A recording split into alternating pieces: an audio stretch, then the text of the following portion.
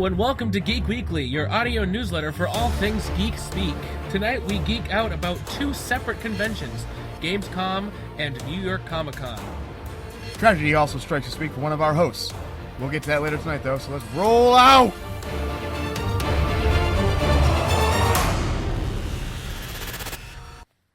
Okay, so here we are on our first episode. This is Whoop, very whoop. exciting. Yeah, very Hell yeah, very man, we're exciting. ready to go. Yeah, Let's do this. I'm really excited about this. I've been waiting for this. Like we've been talking about this for how long? Oh man, at least a couple months. It's gotta have been. Yeah, by now. it's been a long Yeah. it's been a long time coming, and now that it's actually happening, I'm super excited. Right, and it couldn't come at a better time or a worse time. Yeah, At the same time this week. All right. yeah. You know what? I think it's a good way for you to kind of keep your mind off of stuff. Anyways, and as we said, we'll talk about. We're gonna this get to that later though. Yeah, definitely talk about it later. We're not going to talk about it now. Anyways, so my name is Chad Moores. I'm your host, and this is my co-host over here. Jeremy Mullet. Yeah, tell us a little bit about yourself, just real quick. Not too much, but just like because we want to get people to watch the. Listen to what we have to say about games and movies and all that kind of stuff, because that's really what we're about, is doing movies and comics and, everything geek related. The only thing definitely. I think the only thing that we'll really never talk about is My Little Pony. Yeah, well, actually, there are some men our age that are pretty into My Little Ponies. I'm and not they actually saying have conventions for them. I understand. I'm not It's saying insane. that we're not going. I'm not saying that there aren't people. We our might age. discuss those people at some point. We because might discuss is that. weird. Yeah, but maybe. Okay, we probably just got like a good percentage of people listening to this to turn off our podcast. Actually, Hey, listen, that's all good. It's all right. good. You know what? We don't even need them anyways. We got Right. the people that we really want on here to talk about Damn what straight, we really damn want to straight. talk. Look, if you're into Little Pony, you can feel free to listen to us. We're just not going to talk about it very often. Yeah, I'm sorry. And we might call you weird. Yeah. You might think we're weird, though, so it'll work out fine. Yeah. Okay. So, anyways, going back to tell us a little bit about yourself, just a little bit. What are you looking for, my geek creds? Yeah. Sure. Yeah. right. Whatever world's up to you. Everything's up to you. Go ahead. Yeah, definitely. All right, so big comic book collector. I hit the New York Comic Con every year, which we're going to get to. Right now, I also go to different conventions throughout the year. Love comics, love movies. I do movies, once a week? Sometimes 4 times a week. This week, I'm literally going to 4 movies.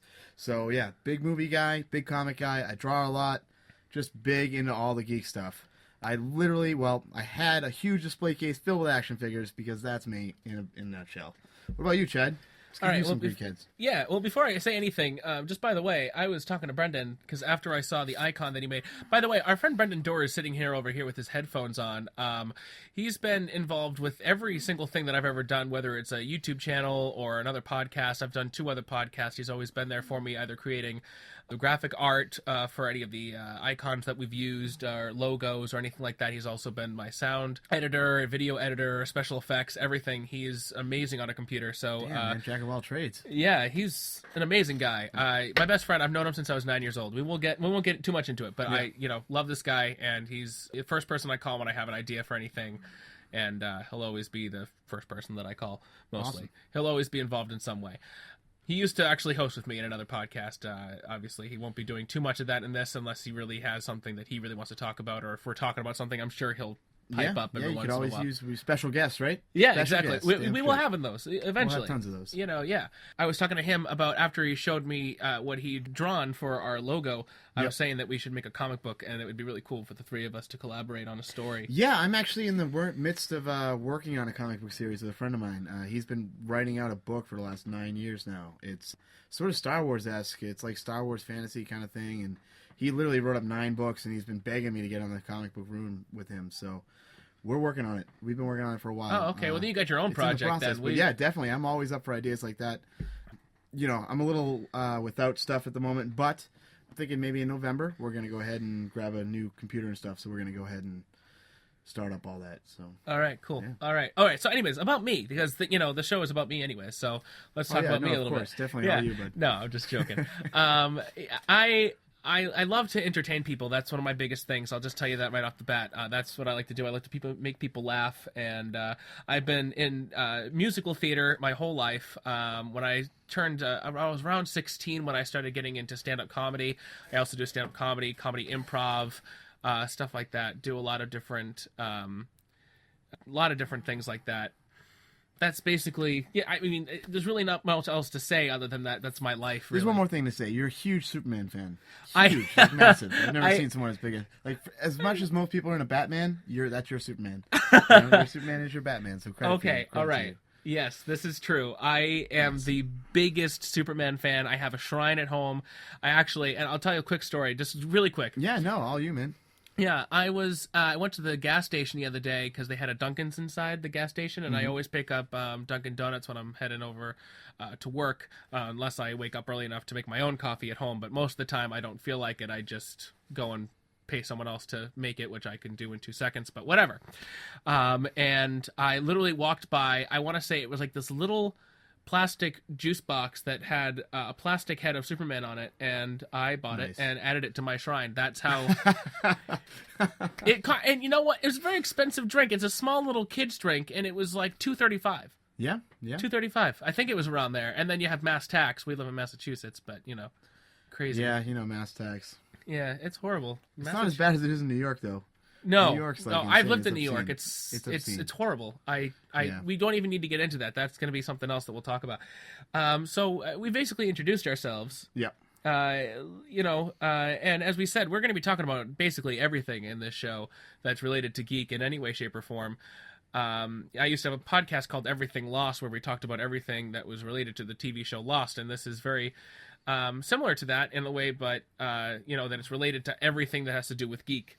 Yep. I thought about calling it Everything Geek, but I decided I didn't really want to do a spin-off, and I thought, you know what? I looked up Geek Weekly on iTunes and looked to see if there was a podcast called Geek Weekly, and there was not. Wow, that's amazing. That is amazing, because it's like clever, but it's so simple. That's incredible. I can't believe. Okay, but I must say there are ones that are very similar. Very similar, exactly. Okay. There's like this one that's what was it called? Geek Weekly Gamers, something like that. Very, very close. Yeah, very stuff like close, that. There but was just like not 4 or hitting at all. 5 that were very, very close, but no one actually used Geek Weekly. I was like, Nice. Everyone was talking about either games or just movies or something like that. But we're just doing very broad. Yeah, broad. Which I terms. think is even. I think that's better. Yeah, it's gonna give us a lot more to talk about. Yeah, I agree. Okay, so you know what? I think we've done enough jibber jabbering. I think we should just move on to what Let's we get have. into it, man. What do you want to start with? Gamescom.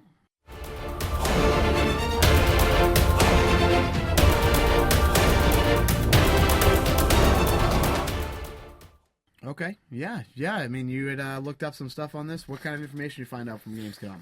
All right. I got my little handy dandy notepad here. Nice. Yeah.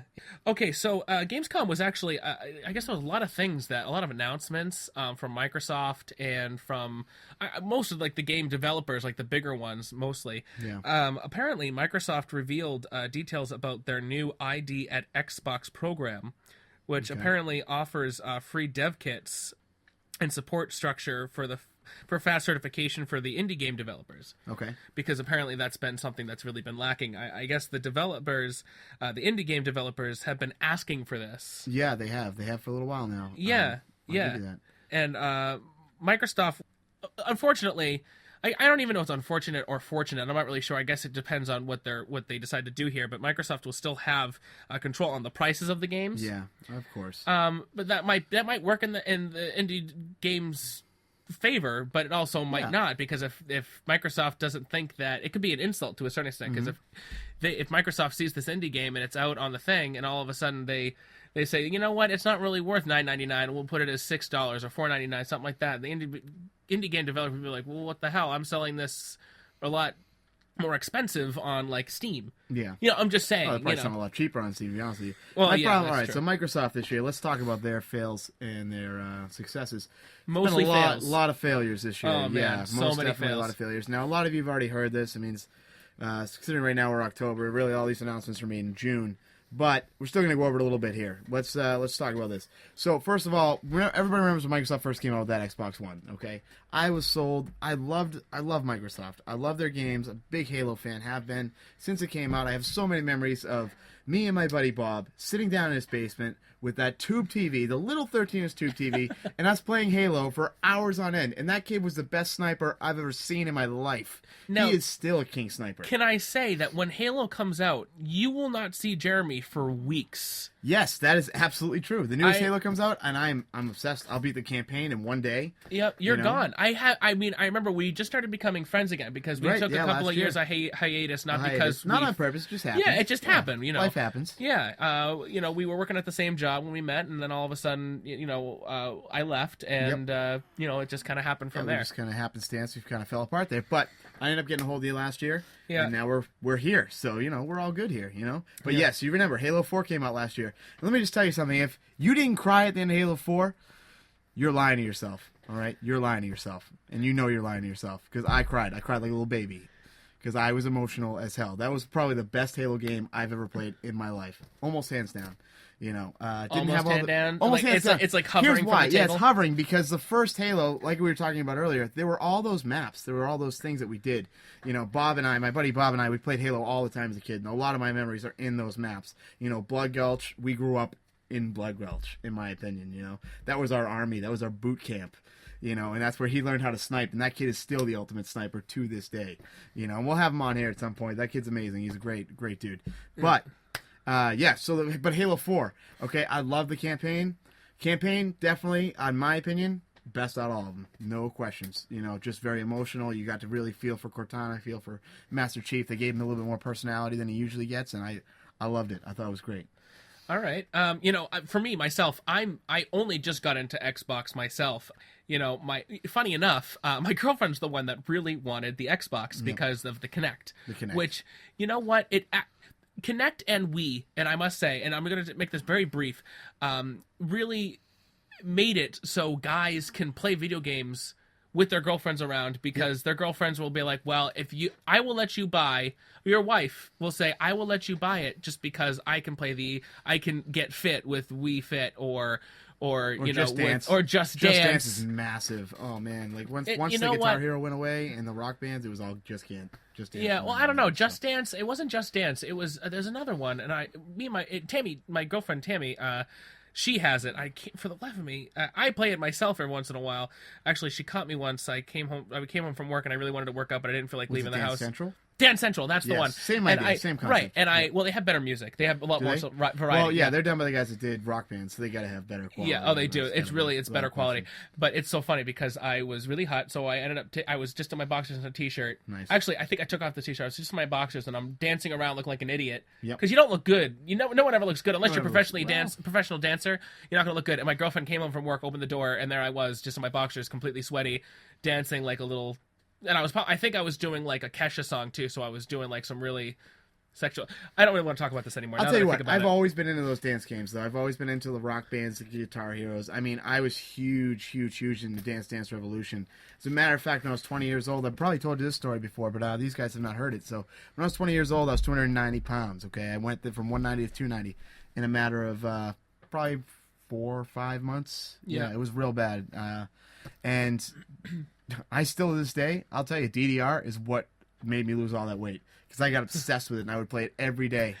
You know what? I like DDR a lot more than these regular dancing games because, you know what? There's four buttons that you have to push with your feet, It's not using your whole body. It's mostly your feet. Yep. I have to say, to this day, if I had to choose, like, I would love to get, like, a full arcade version of...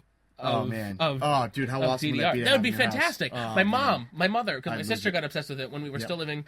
Me and my sister were still living with my mom, and my mother almost bought it for my sister for Christmas. The legitimate arcade system. Yeah, that's insane. Almost did it. She didn't do it. It was like I was so upset because I was with her when she was deciding if she was going to get it or not, and she said no. And I'll tell you what, too, those moves. They work pretty good on dates. If you end up going to an arcade or something and you got that dance going on, and I still have I haven't played in years, but I still have a lot of like the muscle memory. Oh for it. yeah, I'm sure. So man, I can rock out a couple of those songs like you wouldn't believe. Your girls will be looking at you like, wow, that's pretty impressive. Be like, yeah, you get on here and do it. It's not that hard. They get on, they're tripping over themselves, and you're just like, oh, I'll show you how to do it. It's good. Yeah. It's a good scene there. Yeah. So so let's go back to we got totally off track. Completely. We got totally off track. That's all right. What were we talking about? Microsoft and their failures? Yeah, hold Microsoft's on. a failure this year, all right? Yeah. Xbox One is looking good now, but when it started off, it was looking terrible. Well, I'm going back to what I originally said, which was about like the dev kits with the indie, working with the. They actually met with like over 50 developers, like Yep. indie developers, to actually help them shape this program for them. Well, that's good. Which That's I good. thought was actually, as we said, they have a lot of failures this year. So I'm actually surprised they did this, because one thing that I actually learned, I didn't know this, is that one of my friends plays Minecraft Xbox, Okay. and says that it never gets updated because the people that make these games, if they want to update it, they have to pay more money to update these To update games. their own games? Yeah, to update their own games. That's a little And that's worse. why, and that's why Microsoft, that's why like Minecraft, it gets updated a lot slower than a lot of the most of the platforms. All right, so I guess that's a correction on that. I guess I was wrong on that. Our friend Brendan very politely told us that I was wrong. He said, hey, you suck. He interrupted me during my recording, which is fine. I mean, we're just going to have to cut that a little bit, but that's fine. But anyways, so yeah, Brendan told us that I guess he did make an actual deal with Microsoft, this one's the developer specifically of Minecraft. Yeah, but even if let's say Minecraft does make that deal, okay, for the other people there, okay, That first of all, they're sucks. selling their product, and all they're looking to do is make their product better for Microsoft. Yeah. So Microsoft's charging them, and they're charging us, and it's a whole lot of horse. That's all that is. That's a bunch of crap. Yeah. I'm sorry, man. Like, Microsoft really let me down. And I'll tell you what, I bought the Xbox 360 this generation. That was the first one I bought, and I loved it when it first came out, man. They were the first one to have like all those indie games, and there's so many games like Space Giraffe. I played that game for hours. If anybody remembers what that is, you can't get it anymore on Xbox Live, but it was fantastic. It's like this really funky, tie-dye kind of thing where you're like spaceship and you're trying to fight through, and anybody that remembers it's great. And they came out with a lot of those kind of games, came out with a lot of those like really independent feeling games. And then what they did was they started coming out with more mainstream games. Like you got your Sega Genesis games, things like that. You got like your Comic Zone, and you got remakes of like Doom and things like that. And even that was kind of cool. And then they kind of made their own channel. They were like, all right, well, for our indie developers that aren't really that well known, we're going to make our own channel. We're going to make the indie channel. But they made that channel, and I was so psyched about that because you can get a lot of games for $1. Even less sometimes, $1, $2, $3. And you know what? And these indie games, you can enjoy them just as much as any other mainstream game. Yeah, and sometimes more. Yeah, exactly. Yep. Because they get to do what they want. They're not tied down by like high officials, corporates, and stuff like that. That's You know what I absolutely mean? And that's what really makes the difference, because they can just let their imagination go wild and just do what they want to do. Yeah. And we're not going to get too much into this. My problem with like I've always been a big Nintendo fan, but lately my Nintendo fanism, I'm going to call it that, is dwindling.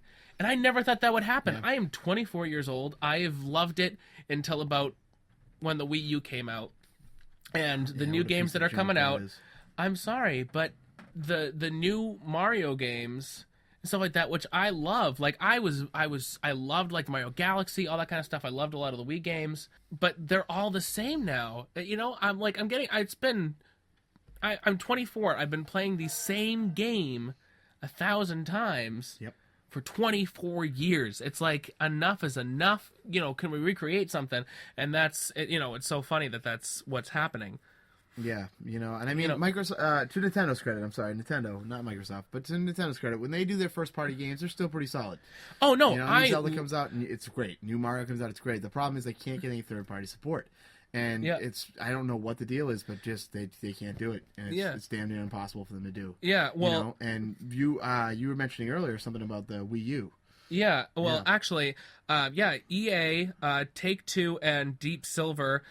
which are all major companies. EA is massive. Oh yeah, massive it's humongous. Yeah. Yeah. They abandoned the new Wii U console, so the games that you would expect, they're not coming out, like Grand Theft Auto 5, Madden, NFL 25. That's Madden, bud. But you're Madden. good. You're good. Yeah, you got it. Yeah, you. I speak. Not a sports guy, man. Not a sports guy. Not even a little bit. Yeah. I'm an actor. I don't do it. So Battlefield 4, NBA. any Need for Speeds coming out. Those aren't going to come out. The Saints Row series, Saint which Row. is fantastic. Yeah, I've never played them, but Oh my I am God, dude, you are obsessed with missing like I'm trying. I watch the. I'm like these look they look really good. I haven't played them. Well, yet. first of all, you have to have piss poor potty humor in order to really understand these games because it is all dick and fart jokes. It's like there's literally you can take your character. You take your character, you make him whatever you want. Okay, so let's say I start off, all right, and they give me my character creator, and I go, all right, I'm gonna be this gorgeous woman, like huge tits. Perfect.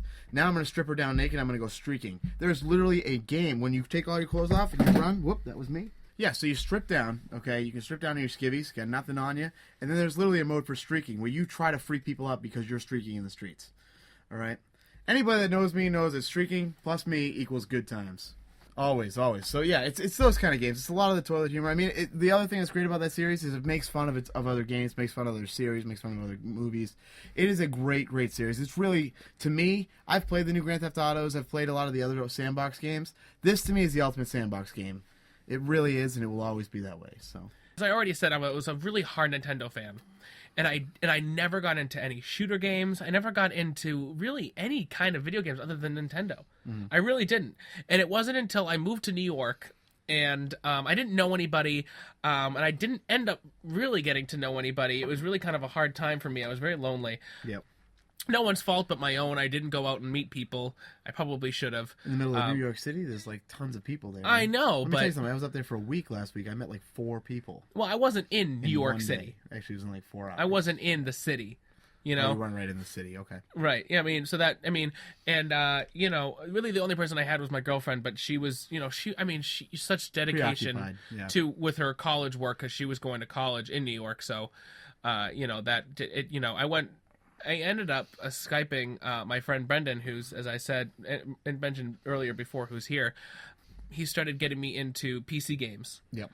And we would start playing multiplayer online games together. Yep. Nothing like World of Warcraft or anything like that. I never really got into anything like that. But Dungeon Defenders, which I don't know if you ever played that. It's a tower defense game. It's very amazing. gauntlet-y. Yeah, I love that game. Yep. And if you think of Gauntlet, you just remember Gauntlet Legends. Yep. Oh, that was great. That was a great series. That was a great series. There was it was only 2. I only remember 2. There was one for the 64. There was a couple for the Nintendo, and there's, I mean, that was original. a big arcade game too, huge arcade game. Yeah, because I only remember Gauntlet Legends 64 for the 64. Gauntlet 2. And then there was Nintendo. They've been. And then there was one other one. There was one other one that I knew that was on the GameCube. I never played it, but I was always really into trying to play. I wish they would make more Gauntlet Legend games because they're the Gauntlet series is a great time. It really is. It's dungeon crawl. I mean, that's where you have your dungeon defenders and things like that for now. You know, it's your crawl. It's dungeon crawl really is what it is. Yeah, I love Dungeon Defenders. You know, just as much as like one of my other favorite games, which is like an indie game. No, it's not really an indie game, is it? I was gonna Plants vs Zombies. Yep, Plants vs. Zombies is a great tower defense game. Great tower defense game. I just started playing the second one because it came out, and they actually were they were doing it for free. I don't know if it's still free or not, but you have to pay for they launched it free to play. It's free to play, but you have to get, like, if you want, like, extra stuff, it's... Yeah. Now, let me ask how you feel about that, because, like, free to play, I understand it. I understand the concept behind it. You know, it's almost like you give a person a demo for free, or you give them the full version. You know, I say that with my fingers quoting that. But then they got to pay for all the stuff. You know, the only game I've ever really played that is free to play that I'm very familiar with is DC Universe, which gives you the whole game provided. But I mean, you got to spend some money to really get a lot of the stuff you got to open up the levels and whatnot. Well, I played DC Universe myself, and I got really into it. Yeah, and I played hours upon hours because it's massive. Yeah. It's awesome. It's an MMO. It's you know, World of Warcrafty with superheroes. Yeah, and I never really thought I'd get. I love it because and I'm always flying. Anytime I make a character, I actually built a couple concepts for a comic book I'm working on with another buddy of mine with that. So yeah. It's a great game. I actually really enjoy it very much. And actually, did you know that that's actually going to be coming out for the PS4? For the PS4, yeah, that's fantastic. Awesome. I actually, because I've never owned a PlayStation console, and now I'm going to just because you of that. should. I mean, to be honest with you, you know what? And PlayStation's better than Xbox right now, in my opinion. PlayStation. Yep. There's always these games that I'm like, that looks awesome, and then it says PlayStation, and I'm like, son of a, it pisses me off because Last Among Us. The Last of Us. The Last of Us. Yeah. I'm sorry, I can't believe I did that. That's okay. The Last of Us.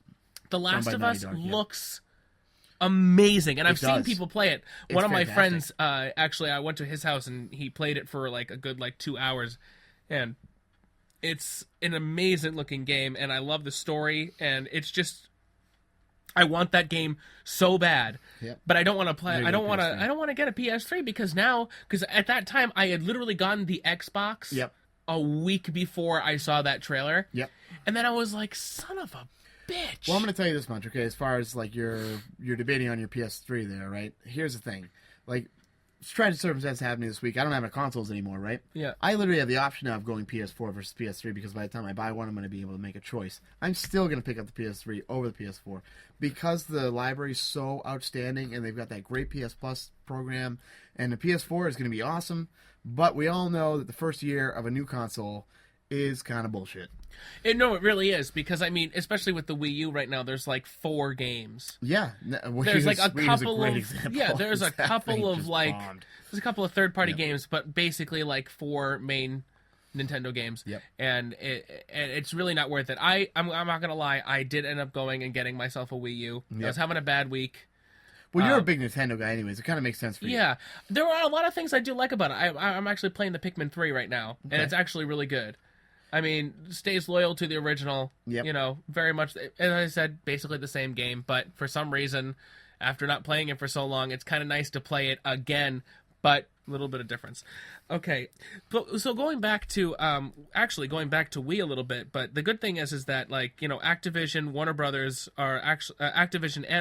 are still going to be working with Nintendo, but they've been with Wii. With They've Nintendo been with it the whole time. So it's for really basically like, the whole all right, time. that's So I cool. guess it's So not you really get- so that you big get of your a Batman surprise. games. So you get your Batman Yeah, the games. Batman Origins, which I would not get for the Wii. Yeah. I would get it for the Xbox probably, Yeah, or I'm for the gonna pick up PC. mine for I the actually, PS3, so. truthfully, I'm probably going to get it for the PC because I've been playing. I played the first 2 Batman games on the PC, and just to. PC guy now. Okay. I'm not just a PC guy. No, I'm very versatile now. You know, Okay, to a certain versatile. extent. You know, in the last couple of years, I've been you know, broadening my horizons from Nintendo. Yep. But you know, definitely gonna be keeping it on the PC just because I remember it. I'm familiar with the controls for Batman. Yeah. On the first 2. Yeah. Okay. Yeah. So Walking Dead premiered. I know you haven't watched it yet, just because. Yeah, of- I haven't been able to watch it yet, and we're going to get into why in a little bit, but it's just not an opportunity for me yet. Right. Yeah. I mean, Sunday night, to be honest with you, I was in New York City. I was at the con, so Yeah. I mean, the con got out at 5:00, but there was still so much going on in that city that there's just no chance of me going back to the hotel room to watch The Walking Dead. And believe me, guys, I'm a huge fan. I've read the comics. I watched the movie. I watched the shows, but I was not able to get into it just yet. I will have it ready to go for our next cast, though. Yes, and we'll be talking about the 2 episodes because yes, we're the gonna 2 be- episodes at that point. Exactly. Yeah. Exactly. Yeah, exactly. But Walking Dead actually announced for the 10th anniversary. Did you hear about this? Did you hear about this? There was a panel for this. Yeah, I'm sure there was, and you will probably be talking about this on Yeah. Comic-Con. Did you go? I didn't go to the panel. Okay, that well- panel was massively. Oh, I'm sure it was. taken, I'm sure it's humongous. Yeah. But if people don't know, on the 10th anniversary, they're going to be launching a 12-part story called All Out War, which is it started. This is the comic book series. Yeah, for the comic book series. I'm sorry for not saying that. Not the TV show. It's a 12-part series. I think it started yesterday. Okay. Is Comic Book Day on Tuesday, right? Comic Book's Wednesday. So It's tomorrow. Wednesday. Oh, so it started today. Wait, today. Today's It was Wednesday. Yeah, today. that's right. Okay, you know what? I Yeah, got today's Comic Book Day. I got the information. It said starting today, and I was like, well, maybe I got this, you know, because Yeah, what so, I got the source, I was thinking maybe that came out yesterday. Yeah, but I was pretty sure it was Wednesday. Okay, so it is today. Came out today, actually. Issue 115. This is said to be the biggest story ever, and this is really cool. 10 out of the 12 covers will be connected to make a mural representing each of the series of the 10 years of the series. Wow. Okay. That's you know actually that? kind of neat. Yeah, that's pretty epic, to be honest with you. That Yeah, sounds fantastic. yeah, and I think that's actually kind of cool because it's going to make you want to go, especially if you're a loyal fan, you're going to want to get 2 copies. Yeah. Yeah, at least. I mean, and so then Jesus, that way you these can things have sell. one for your collection and then one that you can actually you can frame. read and you can actually take it apart, yeah. Yeah. I'll agree with you, man. Definitely. Yeah, I actually really want to do that. I really, really want to do that. Did you know that Batman Origins, going right off of Walking Dead, and because that's really all I had for that. Yeah. Batman Origins is coming out this 25th. I didn't realize it was coming out. Yeah, it's real soon. It's real soon, man. Like next week, maybe the week after. Is that about right? Yeah. Yes. It's like a Is week it and a bad half. that I am so close to finishing Arkham City and Dude, I haven't you done need it to yet? finish that first of all. I know it's a prequel, okay, so really it probably doesn't matter all that much. But I have to. Well, I'm not gonna start Origins until I finish it. Yeah. You still Because want to play through it because I'm sure there'll still be a hint to some kind of future thing that happens. Oh, I'm sure. I mean, I don't want to give any spoilers away, but they do conclusively. I didn't even know. I was like, how are you going to do another Batman Arkham after the last game? Because, some of the stuff that happens, and you're like, wow, okay, where do I go from here? And Warner Brothers comes up with a perfect idea. They're like, well, we'll just make a prequel. And they're like, oh, that works perfect. This has to be the last one, though. No. Is there a guarantee? No, this is going to be a franchise like Assassin's Creed or something like that. These things are going to come out, spew out every 2 years. It's not going to be as forward as Assassin's Creed. Assassin's Creed's been every year since it came out. Yeah. I think Assassin's Black Flag 4, I think that is the 6th iteration. Yeah. Okay. Assassin's Creed 4 Black Flag is the 6th iteration of this series with a brand new protagonist. But, I mean, overall, that series has been going on for so long, and now Batman, same idea. It's just going to keep going, man. It's Batman. Everybody wants to play Batman. It's a great selling franchise. Yeah. He is the ultimate superhero for a lot of people. He's the mainstream ultimate superhero, so to speak. You got a guy like me who reads a lot of comics and loves a lot of the indie stuff, and I might have a different perspective on who the ultimate hero is. But someone that doesn't read as many comic books, somebody that's not as big into it, and somebody that's just a lot more mainstream, loves a lot of the bigger characters, your Iron Man, your Spider-Man, your Batman, your Supermans. Batman usually comes up on top of those people. Oh, it always does. Yeah, and that's true. So they will continue doing this franchise. Plus, those franchises are fantastic. They're some of the best games you can ever play. So no, they really are. Because there's really no other game that can make you feel like a superhero as much as this game. Like you really feel badass in this game. Even if you don't say superhero, even if you just say feel like Batman. Yeah. Because you don't feel like it's not like you're Superman. You can fly around and do all this stuff. No, you are Batman though. They figured out how to get the detective stuff in. They figured out how to get his fighting system in so that it flows fluently, just like a man who had spent the last 30, 40 years of his life training for something like this. Yeah. Because that's Batman. He trains constantly. He's always on, always vigilant. And they made the control scheme so fluid and so perfect that you feel like you are Batman. Then in Arkham City, when you're flying around the city and you're like, oh man, I know that spot. Oh, look, there's Two-Face. Oh man, it's freaking awesome. That game is so great. And the new one's going to be even better. It's going to be so good. I'm willing to bet. I'm sure it is. I remember when the trailer came out, and I was just in awe. I was just like, I know it was not like an actual gameplay trailer, but it was like it was kind of like watching a little Deathstrike. Is that right? Yeah, it was kind of like a mini movie. Oh, Deathstroke. I'm sorry. It was kind of like a short. Yeah, it was a little short. I got to tell you, I love those shorts. Anytime you get those, okay. One of my favorites was like Star Wars when they came out with The Force Unleashed, The Force Unleashed 2. Oh, okay. Can I just say, okay, Force Unleashed. Yeah. Amazing game, dude. Fantastic. Force Unleashed 2, loved it. But it was way too short. Yes, it was even shorter than the first one, and the short one is. Here's what I would say about those series. Okay, this is where people get was how I feel. The first one's story was off the charts amazing. It was right up there with the original trilogy, in my opinion. It had the same kind of theory. I actually make it as part of the main story. Yeah, that's how canon. Solid. George Lucas himself has said that is a canon. That is canon for the series, so it does count as part of the actual series. Yeah. Now the second one. They tweaked up a lot of that game's controls, so it was a lot more fluid. You felt better when you were playing. The storyline was very confusing, very, very confusing. I didn't really know what they were doing with it. I loved some of the fights in it, though. Like, I loved when you fought that guy that was in the arena, the big, alien thing. Yeah. Oh, my God, the thing was insane. And then you're falling, and you're like, it's big, very epic scene. But then they end on that cliffhanger, and then they don't even know if they're going to make another one. Yeah, I know. What am I going to do? Okay, but I have to say, now, I played both of them on the Wii. Okay. Because I wasn't into PC at the time, and I was not into you got a whole any different perspective than I did then. The first one actually did motion control. It was. I remember you telling me about this. Yeah, and so you were playing with the thing, but you actually felt like you were using the Force. And me and my cousin Brian, I rented it because I was working at Hollywood Video. Yep.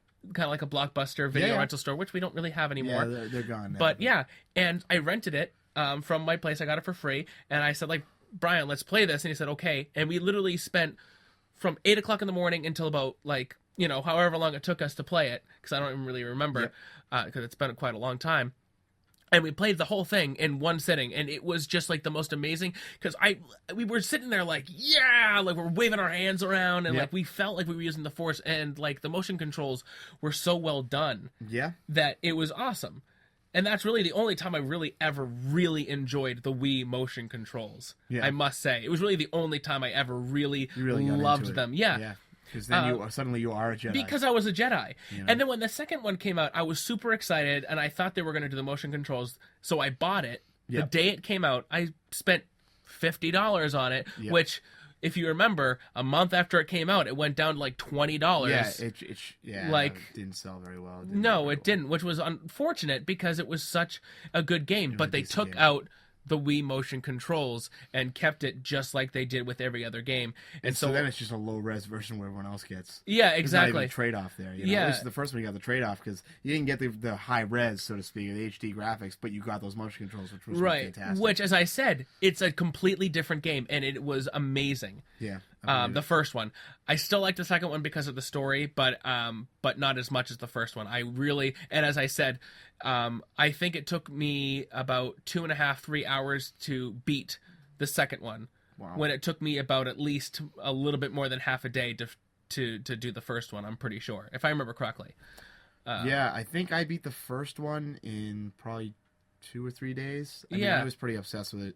I mean, I gotta tell you, man, when that was coming out, I looked at the online videos for years because it was supposed to come out, then it got delayed another year, and then it was supposed to come out, and it got delayed another year, that first game. And I remember looking at the videos and just watching the Stormtroopers and watching, you know, Starkiller pick up the Stormtrooper and throw them. And I remember getting the demo, and the demo I played for days, just the demo. I would literally, because I knew it was only that first level, but I would take all the boxes, because you know you can lift up the boxes. Yeah. I would take them, I would throw them against the wall, and then I would pick up the pieces, and I would draw pictures on the floor. Because I was like, I am using the Force here. This is amazing. That is an amazing... But anyways, that's an amazing franchise. It really is. But another franchise that actually just came out with a new game, Pokemon X and Y. Oh, all right. All right, and I know you're not really... What was your last Pokemon game you played? Truthfully?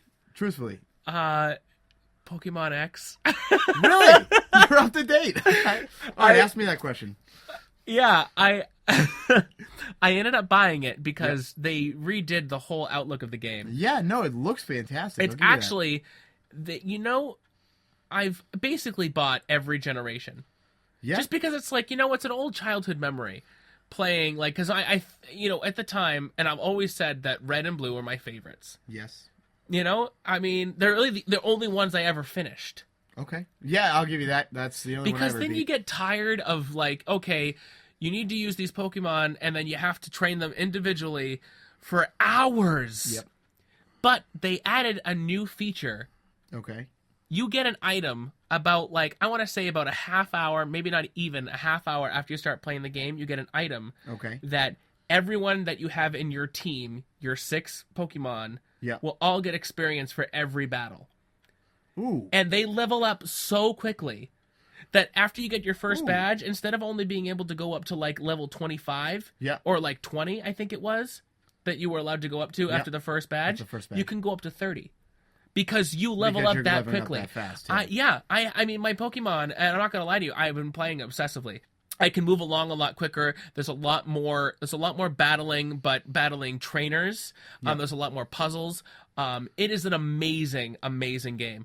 Compared to the other ones, it's now my number one favorite Pokemon generation. Really? Yeah. Now let me ask you this question, because when I played the last game I played, and I'm out of date on this, and I'll give you that, but there were 150 Pokemon, maybe 151 because you got to count Mew. Okay. How many are there now? Oh, way too many. I don't even know. I don't keep track. I don't watch the show or anything like that. I don't even care about that stuff. It's more just like about playing the game. Because really, I only really catch the Pokemon that I remember. Really? Which is the first generation. Yeah. Like, one of the first Pokemon you can get within the first 5 minutes is Pikachu. Huh. And that's an amazing thing. They knew. That was a great thing. You want him. Yeah, you get him at level 3. I already have a Raichu now. Nice. And which I thought was really kind of cool. I was like, yeah, I freaking want a Pikachu. That's awesome. And so I ended up getting I really did. I got Pikachu. I got like a lot of the. I got a Charmander. Or actually, I got a Charmeleon. It's a Charmeleon now, not a Charizard yet. But Wait a minute, you just got him? Like you could catch him in the fields?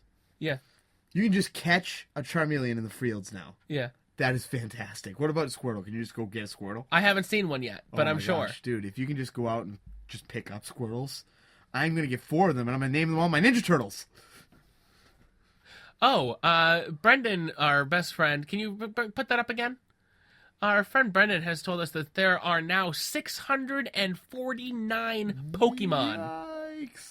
That is a lot. That's obscene. I cannot catch them all. That's I must insane. say, I'm not going to catch them all. No, I mean, you'd be, that's a lot of grinding No, to catch but them as all. I said, I've been really only keeping to the original ones. I do get like the newer ones every once in a while when I know that they're really powerful in some way. Yep. But really, I just kind of stay away from See, them. now, I may They not don't have excite played me. them. I'll give you, I haven't played any of them, and it's really been more because I'm not a big DS guy. Yeah. You know, and I really should be because there's a lot of great games. There's a on lot there. of I'll really give you good that. 3DS games. 100%. Actually, there's a lot. The 3DS, that is one platform that's actually. I mean, I don't know if it's how well it's doing. You know No, how it well is. it's doing, but it has some actually really good games. Actually, they finally made a new Luigi Mansion game, which I Yeah. was really excited about. It's actually really good because they haven't. I don't think they've made another one since the first one, which was on the GameCube. Wow. Luigi's Mansion, which Yeah, that was that's a long about time right, ago. That actually. was The like last one of one the was first Luigi games they put out. Was Luigi's Yeah, Mansion? he was almost, I think he might have even been a launch title Yeah. for the game. The worst disappointment for the DS that I'm going to tell you right now was Paper Mario. Really? Yeah. My little sister, I have a little sister. She's 12 years younger than I am, okay? I'm 27 now, and that makes her 15, okay? Just recently 15. But every generation that's come out, I have this thing with my little sister. I buy her any of the newest games she really wants to get. I always make a deal with her. You know, if it's around her birthday, she gets it for free. But otherwise, she's got to have a really good grade in a report card, and then I'll go out and I'll get her for her. And the one series she always asks me for, without fail, is Pokemon. Yeah. And she even still has my old Game Boy, and she will bring out Red and Blue every once in a while, and I'll just see her playing it on the kitchen table. And it's always amazing to see that. Cause, Well, you know what? As I said before this one came out, it was the number one. yeah. There's nothing better because it's simple. It has the Pokemon that you love, and you know, the newer ones, I don't even know who they are. I don't know what they can get. You know, like I remember when I was a kid, I played Blue and Red so much that Yep. if I got that Pokemon, I knew when they were going to evolve. I knew when they were going to get new abilities and what Yeah, level you they knew were what going to they were get gonna it. get, yep. And I knew what those abilities could do to specific Pokemon. Yeah. And now with all these new types, too, they keep adding new types. You know, there's Steel, there's Fairy, there's like all these different ones. I have no idea what, like when I'm playing against one of those, Yeah. I don't know. You don't know the...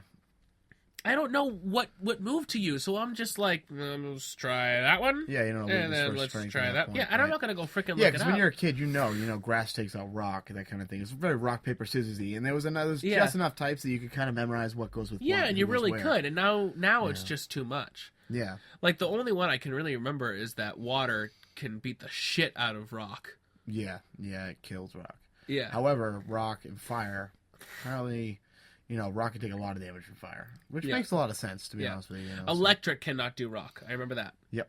Yeah. Okay. So we've got, and so as I said, just all in all, Pokemon X and Y actually worth getting if you really want to try a new revamped version of Pokemon. If they've never really done anything like it, it's visually stunning. Yeah. When like there's one part where you're going into like a cave and the camera angles change a lot. Yeah, they actually had it at the con. They had demos of it. Yeah, and you're like walking around. It's actually really beautiful. Yeah. To look The through. fighting looks intense too. The fighting looks really, well, you know really what? well They done. kind of also incorporated. If you remember Pokemon Stadium '64, Yeah. That's what it looked like. The fighting looks they like had that. like if you don't do anything, Yep. it actually does like the camera angles, like the different changing the camera Yep, angles and shoots stuff like around that and during the whatnot. match. I'm That's like, pretty oh my sweet. god, that's so awesome. That's pretty awesome. It's basically Pokemon Stadium and Pokemon put together, and the best thing that they did was not add the narrator, which was the Right. most annoying thing Yeah, of he that used game. the same phrases over and over again. It I was awful. like, I was so done with that narrator. I used to play that game on mute. Really? Yeah, I couldn't listen to that freaking narrator anymore. My God, he was so annoying. And also, did you know that Sims 4 was coming out? Did you know that? I did not know that, but I've actually never played a Sims game. You know what? I've heard I a lot of good haven't. things, but I I've never haven't played it. really played. The only Sims game I ever played was Sim Coaster. Okay. Which is like Roller Coaster Tycoon. I really liked it. It was a little bit more kiddie than Roller Coaster Tycoon. A little bit less. There wasn't as much mechanics to it. Yeah. A little bit more simple to use. It's for really a younger generation than for Roller Coaster Tycoon. That's how I see it. Because I played both versions. Yeah, that's another one of my little sisters obsessed with Roller Coaster Tycoon. She still plays the original on her computer. Oh yeah, well they've only done the third one is the last one they've ever did, right? Might be. I think they've only done, if I remember correctly, like if I'll because sometimes I'll go to like Walmart or Target or something like that, and I'll be like, I'm going to look at the PC games just see if there's anything new. Just think, they don't really have a big collection, but they always have the Tycoon games, Yep. And they don't. It's still 3 platinum. Yeah, and it's great series, and it holds up really well. I mean, I tell you, I walk in the kitchen, that's where our computer is, or in my mother's room, that's my mother's house, that's where it is, and she will just be giggling and laughing, and she'd be like, she'd just tell me about some roller coasters she made, and then there's a zoo one too, and my little sister's very the big safari, into animals. Yeah. And if a pet dies, if one of her zoo people dies, she almost cries almost every time, and I'm like, it's kind of part of the game, maybe you didn't take care of them well enough, and she starts bawling. Oh, I had that happen one time. You remember Gigapets? Yes. I remember one time I went on vacation. My mom wouldn't let me bring it, and when I came back, my Gigapet had run away, and I cried so hard. I was so upset. Gigapets were awesome. Yeah. But anyways, Sims 4. It's been 4 years. It's since 2009 since the last Sims game, which I feel that's a pretty long time. Pretty good gap. I actually thought about that not that long ago, saying like, is there a new Sims game ever going to come out? And actually, something really cool about Sims that I found out, and I actually have it on here, is that they're doing do you remember Super Mario 64, where you could pull the face around like Play-Doh? Yeah. Well, they're doing something very similar to that, where you can actually do that very similarly to your Sims, but to actually customize the way they look. Nice. And they did it in a way that, so basically, you're not going to make them look like a special needs kid, but you can actually make them look good. Well, I don't know if that's really even possible, but like they made, so you can like carry the brows a little bit closer or upper, stuff like that. They made it a lot more, click and drag kind of thing, which I thought was kind of neat. That is kind of neat. Actually, because gives it a little more customization. I do want to bet I could mess up a couple faces with that game. I'm actually sure you could, but we won't know until it comes out, and I'm sure even then we still won't know because we probably will never try it. Yeah, we'll probably never play it. No, I won't, because I might play it just to like instruct. I had a Sims game. And I did not play it. I played it for I want to say maybe 10, 15 minutes, and then I was done with it. I was like, this is stupid. Yeah. Unfortunately, I want really It's just one of those games that takes a while to get into. It's a lot of those simulator games. They're great once you can get into them, once you know what you're doing. Yeah. SimCity was a great example of that. Once you've built your city and whatnot. But starting off, it's a heavy learning curve, It really is, yeah. There's a lot to learn. One other thing that they actually added on, which I thought was really interesting, is that their emotions, you can actually physically die of embarrassment in this game. That is fantastic. You can, because you do things because you're basically God and you're basically doing all these things, and you can die from embarrassment. And most of the time in the original Sims games, going from 3 and down all the way to the original Sims game, if you get them angry, it's not a good decision to get them angry. But in this, there's actually some pros to getting them angry, which is an example, is that if you get them angry, you can have them go work it out at the gym, and they'll do a better workout at the gym because of how angry they are. Yeah. And it makes it more realistic. They made it more realistic with the emotions that you get them, and they try to make it more realistic into what the world is. So if they are angry, there's a way to blow off steam and stuff like that. Or if you just have them go watch TV, they're probably going to their head will burst or something. I'm sure that's not actually going to happen. But anyways, that's actually everything I had that I was kind of found on Gamescom. On Gamescom? Okay. On Gamescom, I mean, obviously, some of the stuff we were talking about wasn't even from Gamescom. We were just kind of, taking a couple of things that I had to say and then trailing off. But so my friend Jeremy here, he actually went to Comic-Con. Yeah, I go every year. I make a big trip out of it. A couple of buddies of mine. I mean, I invite anybody that wants to go. I try to grow myself a little blob cult. That's what I call my group. We are the Blob Cult, and we are ever growing, and we enjoy cult things. So, I go every year. I've been going for about 4 years now. This year was a good scene. I only got about 4 people to go with me this year. We're in a hotel right in Times Square.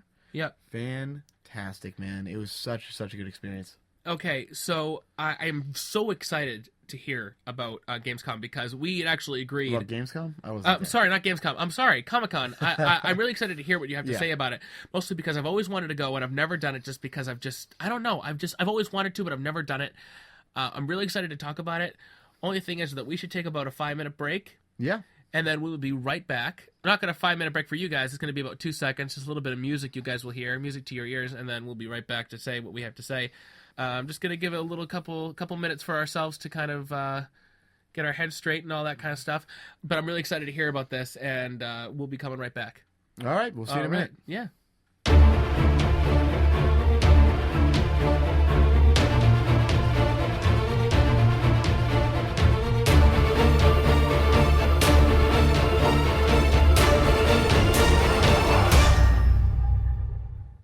And we're back. Okay. Welcome back.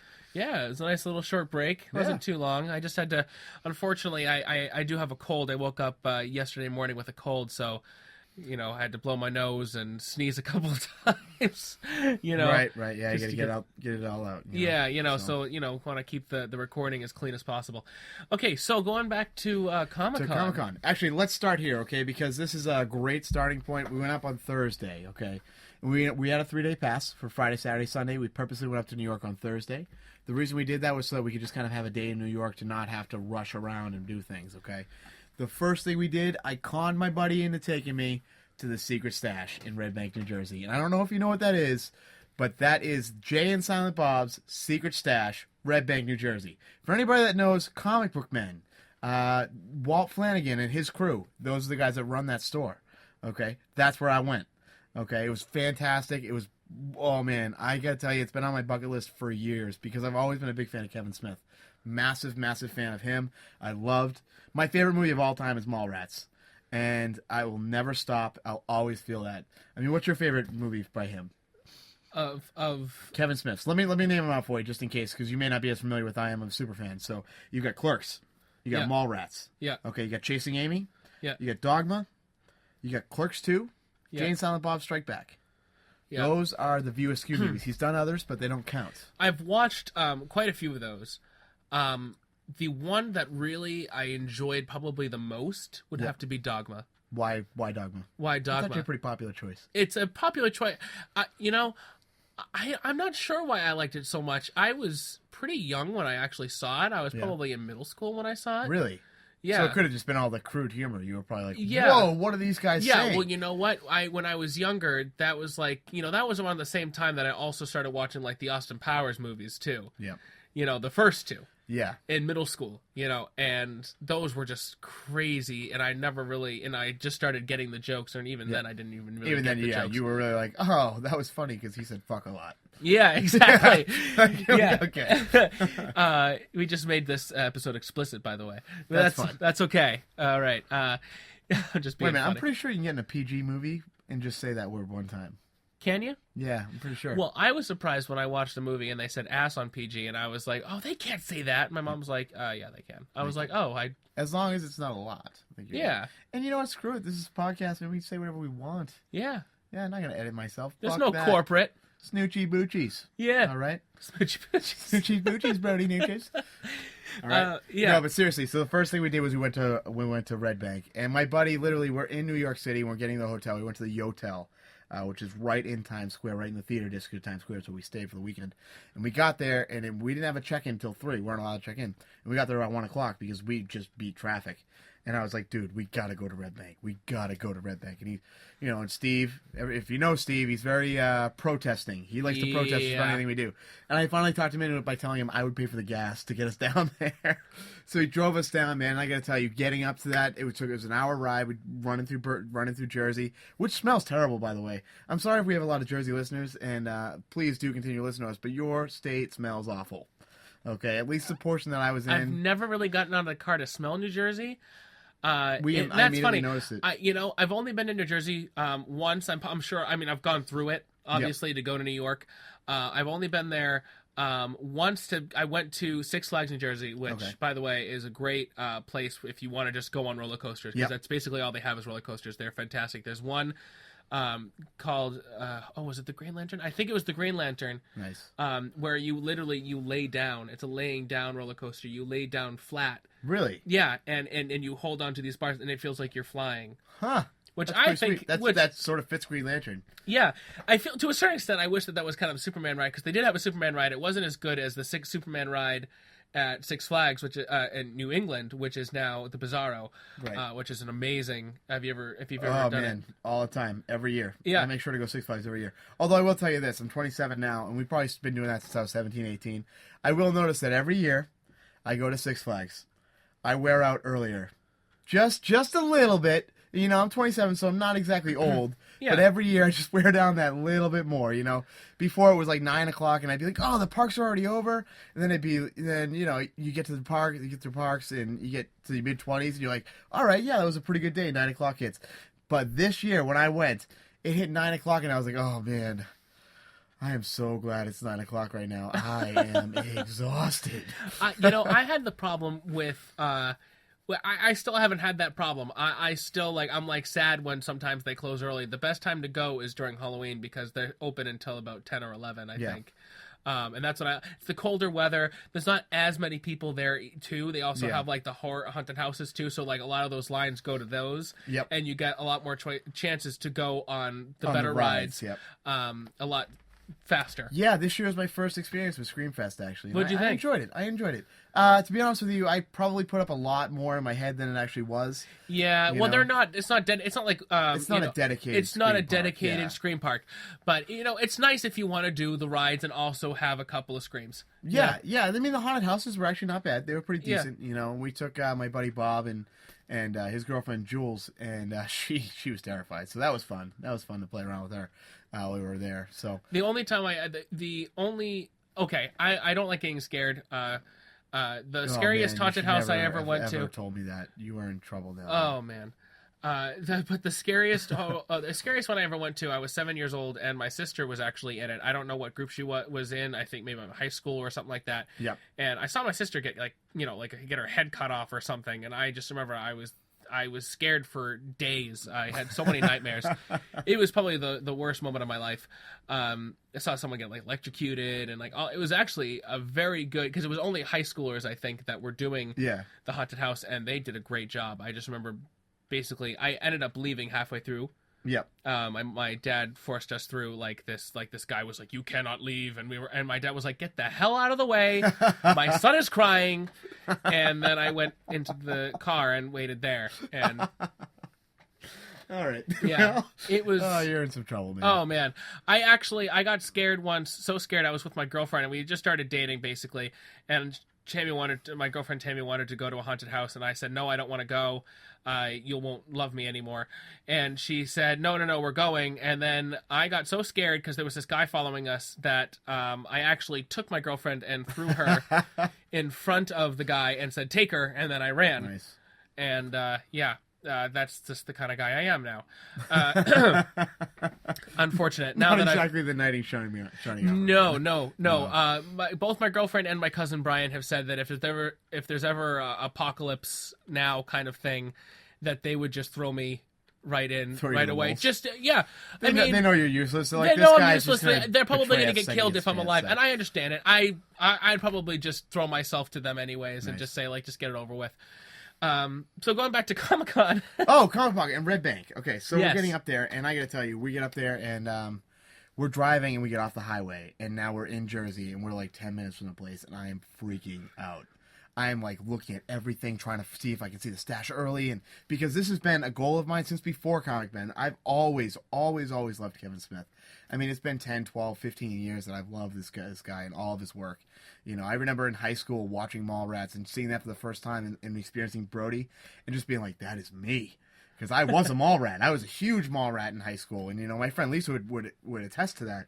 And she showed me that movie, and I was in love with him ever since then. And I mean, so that's 10 years ago.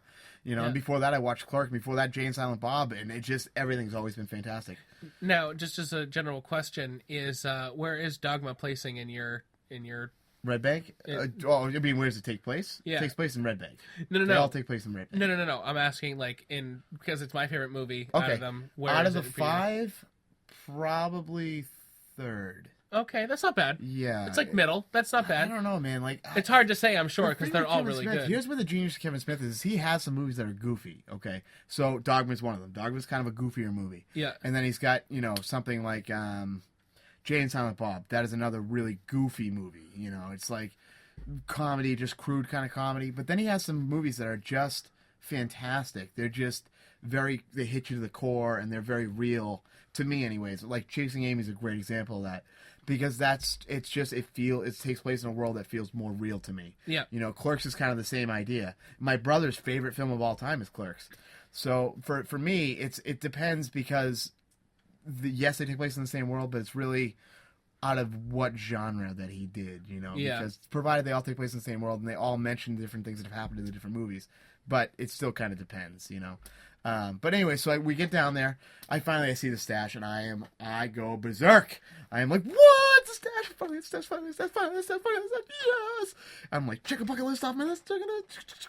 So, oh man, it was so good. Oh man, we get in there, and it's a small store. Okay, it's a real small store. Actually, in the on AMC, if you ever watch Comic Book Man, they make it look like it's a pretty good sized store. No, it's pretty much a hole in the wall. It's probably 10 or 15 feet across by maybe 40 or 50 feet. It's real small. Yeah.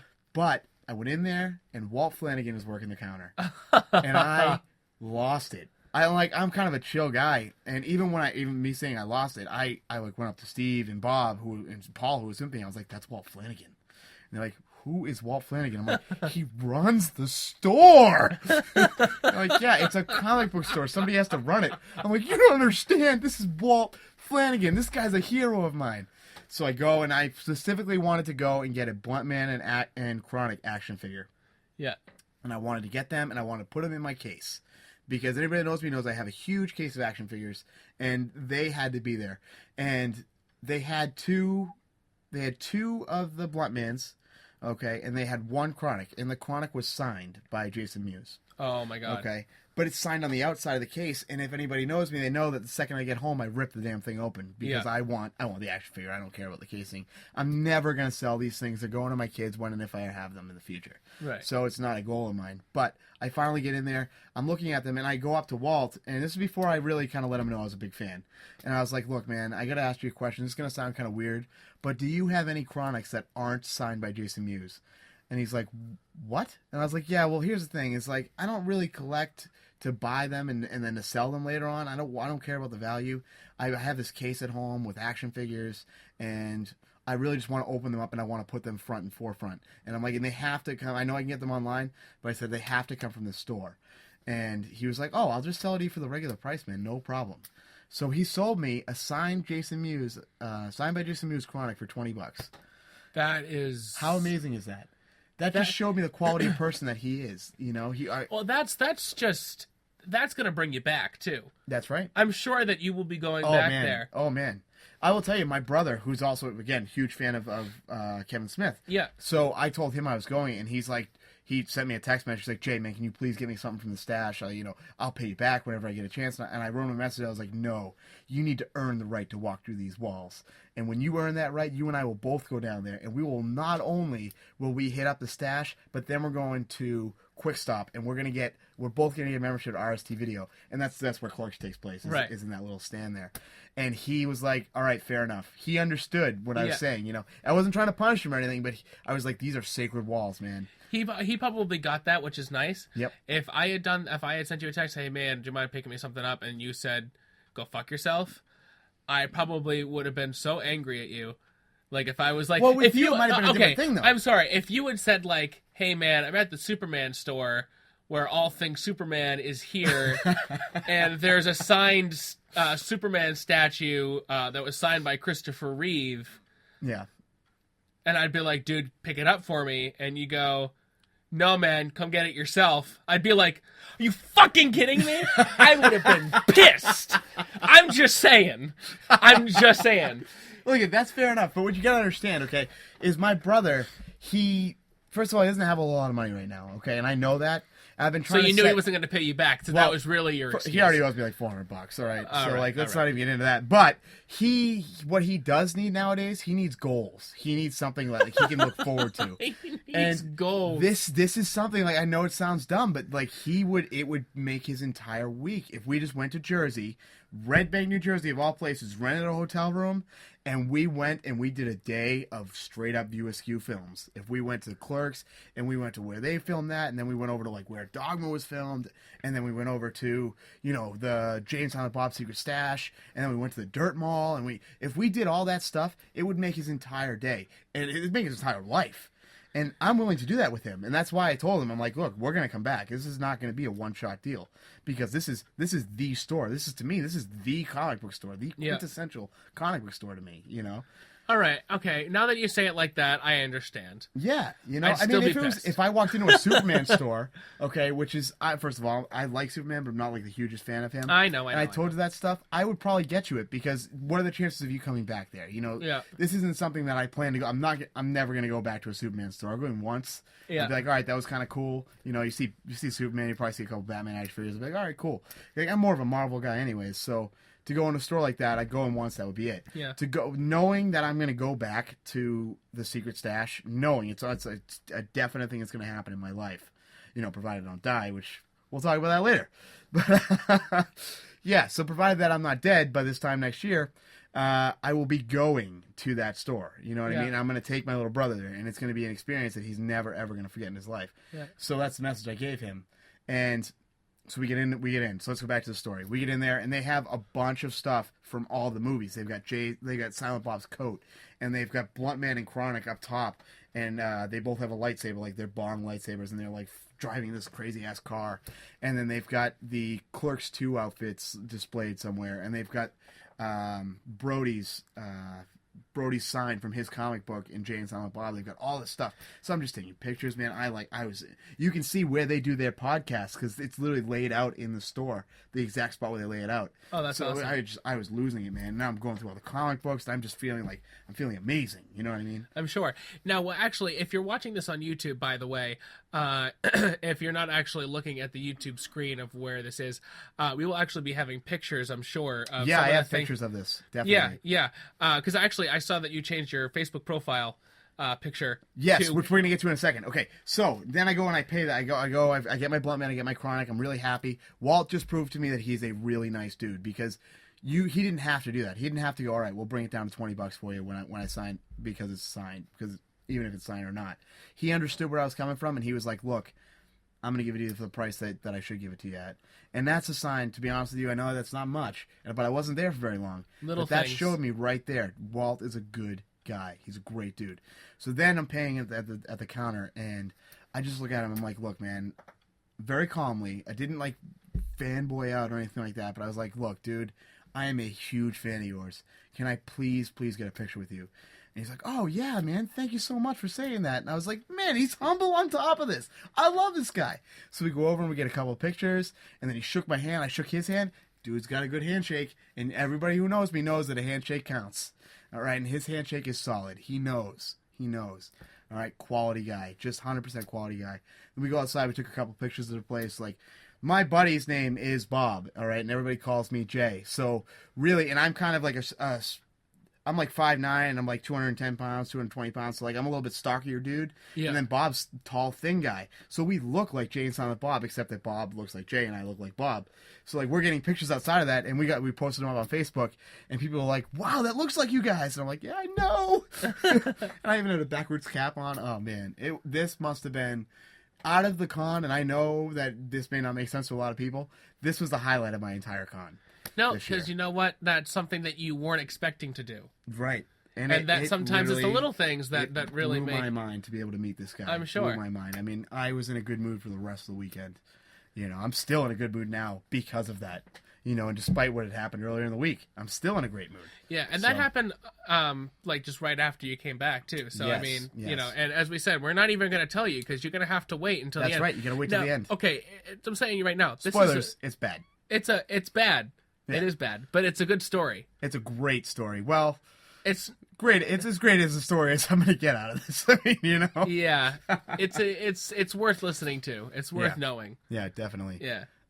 So then we go back, and Thursday night we spent the night out in New York, which was awesome. We went to a couple clubs. You know, we saw the Empire State Building, a bunch of different stuff we did. For those of you who don't know, I'm single. So I was spending most of my time trying to pick up someone while I was there. I figured, why not?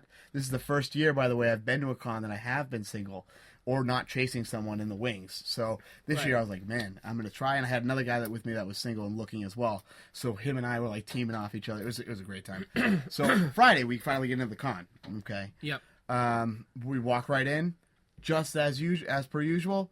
Packed, crowded, 130,000 people attend this thing every year. Yeah. 130,000. I'd feel claustrophobic at all?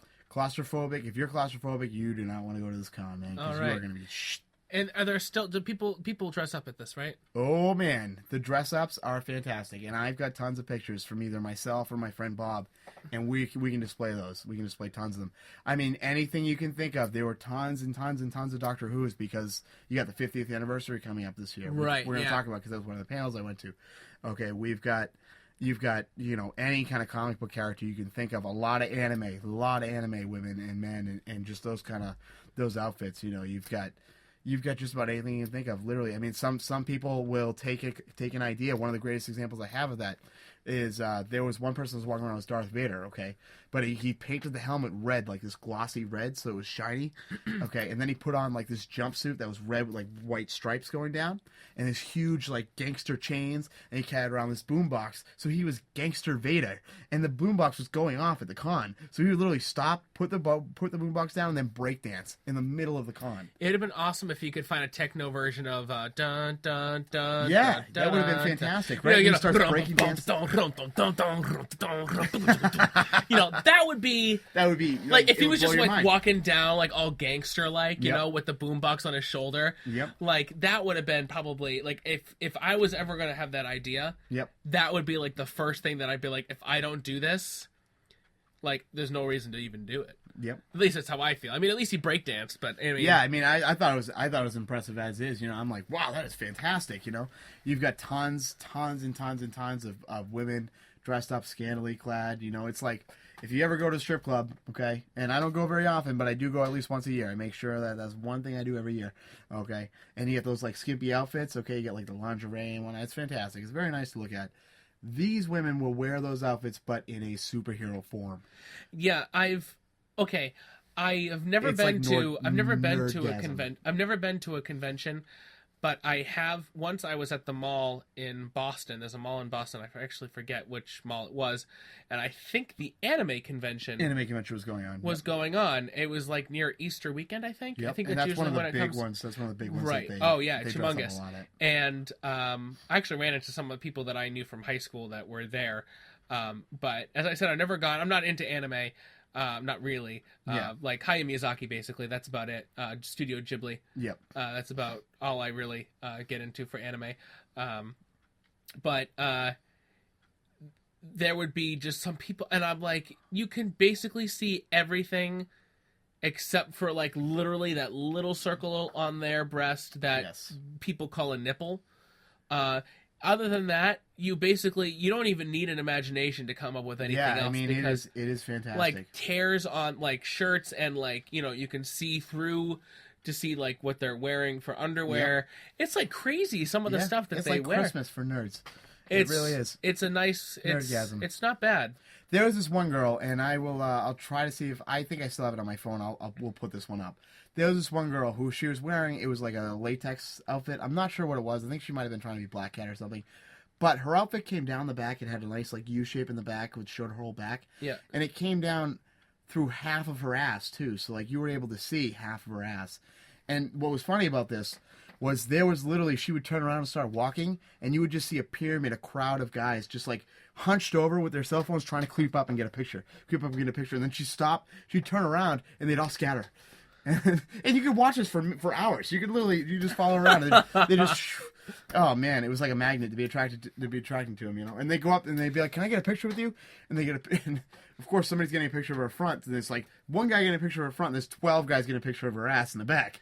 And so that picture, you can see all the guys in the back, I'm sure. Yeah, you can see them. They're off to the side because I didn't get a very good picture because I just snapped it real quick. I wasn't going to get up in the creep zone, but I snapped it real quick. But you can see the crowd of men on the side there. Oh, that's hysterical. It's insane. We're gonna have to highlight that. Yeah. It was a really, really good outfit that she was wearing. I mean, there were some other ones there that were just absolutely to die for.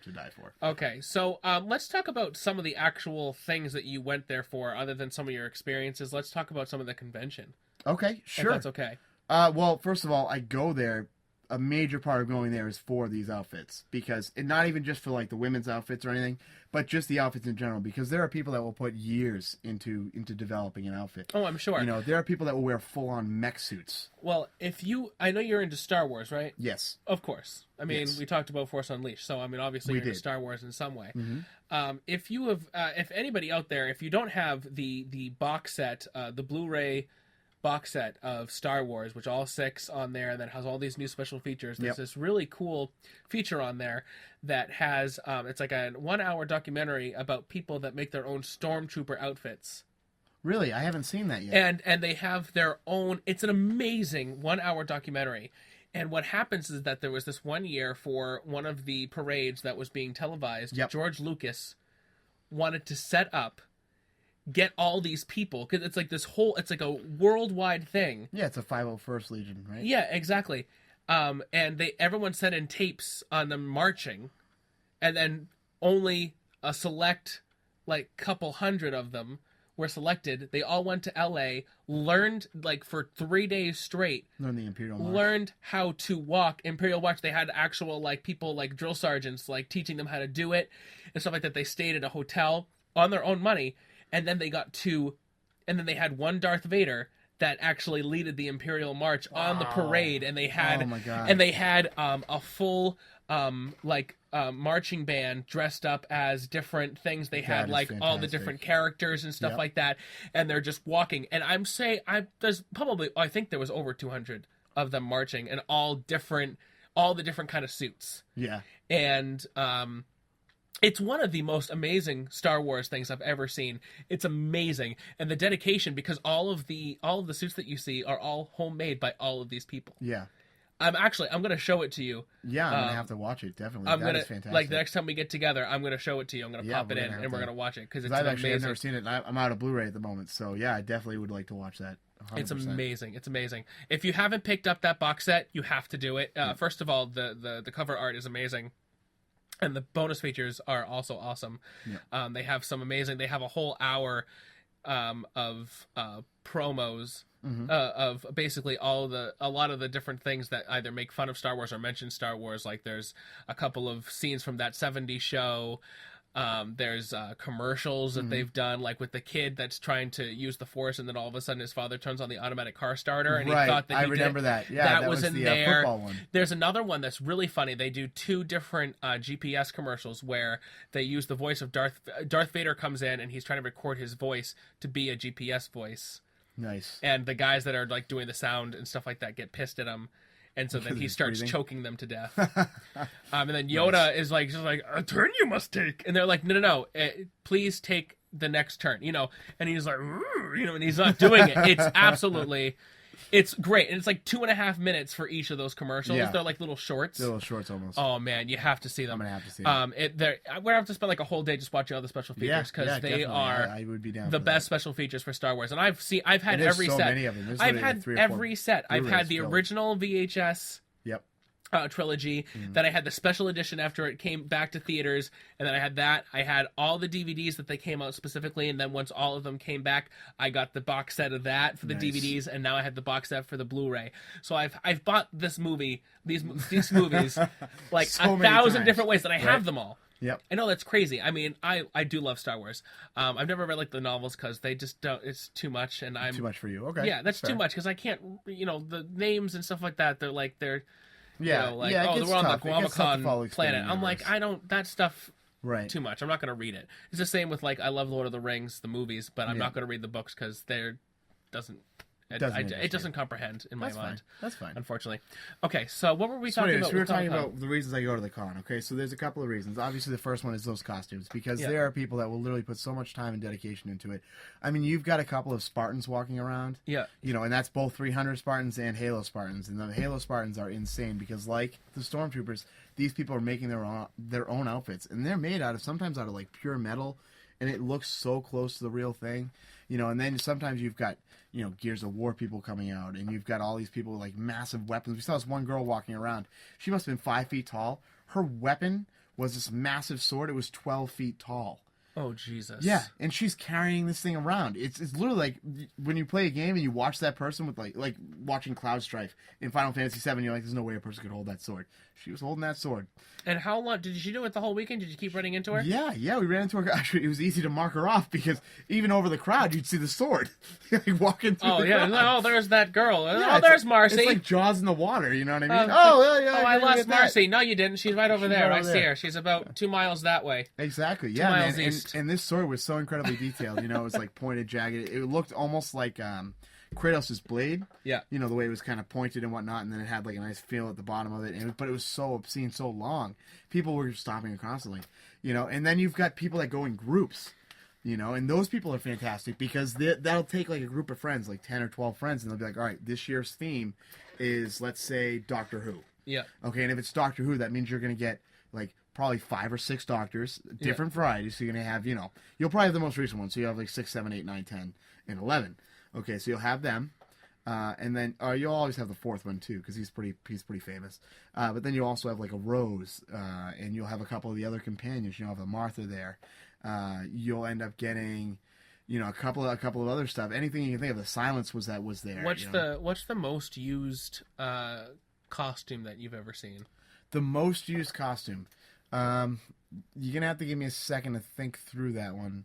I mean, you see a lot of Assassin's Creed. A lot of the Assassin's Creed. Well, outfit. that seems like a very easy one to do. That's why, because you can buy that outfit online for like $150. I mean, I was gonna do it myself because it's so easy to do. Yeah. You know, you don't even have to do all the stitching yourself. The one thing I've always wanted to do, and they have not done it yet. Yep. I've been searching for years. I go online every couple of months, and I look for a nice replica of a Superman suit, just to have it. I know if I put it on, it would look horrible. Yep. But I've always wanted one just to have it. So if I ever got fit, because I actually, I can look like Clark Kent. People always say like, "Hey, you look like Clark Kent," or "Hey, you look like Superman." I do wear the Clark Kent glasses. You know, and I can look like him. I just don't have the body for it, the face mostly. Yeah. But if I ever decided to get fit in some way, I'd be like, yeah, that's what you go as. That's what I would go as. But I've gotten very close to buying the Batman suits because you can get them very close the to armor, yeah. Yeah. There's a lot of Batman there too, to be honest with you. A lot of like your major stuff, you do see a good amount. Yeah, but because you know what, people still want to go, but they're not as they're not as well rounded yeah, either. I mean, well, people aren't as well rounded. Like as myself, like I call myself a geek, but sometimes I'm not well rounded in a lot of aspects. In a lot of aspects, I am, but in some things, there's I'm always not. gonna be some things you're a little bit more obscure on. You know, there's like your mainstream geeks, which are the people that know the bigger name stuff. You know, I think it's come out in the last couple of years. And then you've got people. I mean, I'd probably put myself in second tier, definitely not third or fourth. I mean, if there are 4 tiers of people, I'd probably be in between second and third because I've read comic books. I've delved further into like some more independent stuff because I love independent series. You know, so I've delved into a lot of that stuff. I've delved into the backstory for a lot of characters. You know, if a movie comes out, like for example, let's say Batman comes out, okay, and it's a great film, okay, I will go out and if I don't know a whole lot about, like, let's say Batman, I will go out and I will just buy tons of graphic novels about that person. And I'll buy them from like the 70s, 80s, just so I can like really get a feel for this character, because anything that's coming out nowadays for this character, what I've noticed is that they tend to be themed more towards what's going on in the movie. Yeah. Whereas if you go back in time, you can see this is before this character became who he is. Yeah. Well, and that's the same with like if I know a lot about like the origins of like Batman and the characters and stuff like that, and Joker wasn't originally the Joker either. Right. And that's that's very interesting. I mean, most people even know that like Superman couldn't even fly when he first came to be, and that's like what he's known for. Tall buildings that's what he's known for, and yet a long time ago, like when he first came out, it took him a little bit to get that ability. Yeah, which I think is just crazy. Yeah. All that kind of stuff, and there's so many different, I mean, for comic books, it's really hard to learn about a character sometimes, or to even get into a comic book series, because sometimes that comic book series that's starting, you're like, someone says, you really got to read that, and it's like, okay, well, if I read it, will I understand what's happening, because they're going to be saying things that might be based off of another series, you're always going to get like, some backstory, although in the last few years, because the movies have become so massive. It's insane. That's why they're doing like the new 52. And then they started relaunching the series, getting rid of the backstory, sort of starting fresh. Which I like. Which is good for a lot of people. I know a couple people that are pretty big comic book geeks, and they did not like it because they were like, well, what about when this happened? What about when this happened? And this affected Batman this way, and then when Gwen Stacy died, it affected Spider-Man in this way, and he never really recovered from something like that. But now it's all fresh. It's all we're restarting over, you know. And the only big comic book series that I ever got into, like I really, really got into, was Ultimate Spider-Man. I started reading it like like I was like a senior in high school when I started reading it, and then I stopped reading it, and then I found out that he died. That he died. It's not a spoiler anymore, right? That he died, and so I went and read the Ultimate Spider-Man comics from beginning all the way until then. I read like the first like 5 issues of the new one with the Black Kid. And then I stopped reading it, and I was kind of sad because I mean but I even loved the ending for Ultimate Spider-Man when he died, the original Peter Parker, because I was just it was great. You know what's great about that? Okay, Marvel did this about 10 years ago when the X-Men came out. The first X-Men movie came out was when they really relaunched the Ultimate series. And the whole purpose of that was to start over with a fresh slate. So like at that point you had the choice. You could say, all right, we're going to start with these characters who you don't really know. We're going to switch up the story a little bit. And if you want to, you can stay on the canon that's been there since the 60s. You can stay on the mainstream, or you can go Ultimate series, and we're going to do Ultimate X-Men, we're going to do Ultimate Spider-Man. The problem with that is now 10 years out, because they have all that backstory now.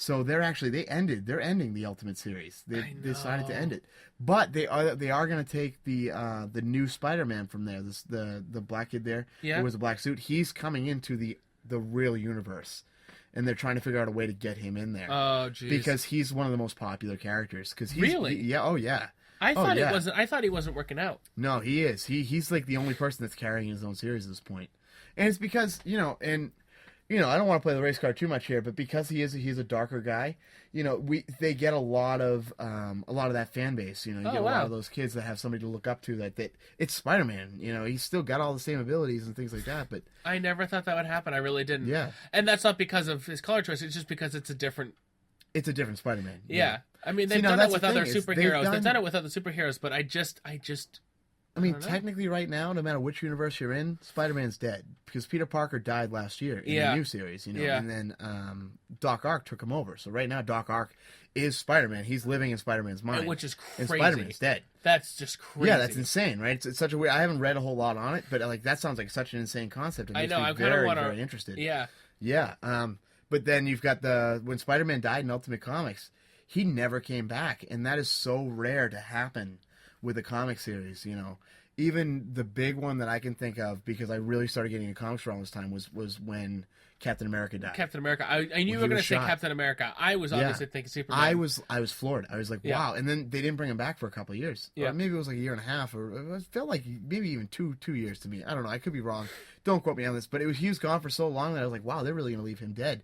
And they had done just like what they did with Ultimate Spider-Man, where where Spider-Man died, and then they had a new kid take over. Yeah. And they did the same thing. Captain America died, Steve Rogers was dead, so Bucky took over. Yeah. And that's why I was like, wow, we can keep going. And it's so funny because they did that with, and I'm obviously going to be saying Superman, when he died, they had like 4 new people that were trying to take over for him. Yeah, they had like a cyborg one. They had a right? cyborg. Weird... Yeah, they had like, and then I can't even remember. It was a a weird thing for them, and I think it. eventually they were like, look, these people cannot carry a comic like Superman can. So no, so he came back. Yeah, he came back.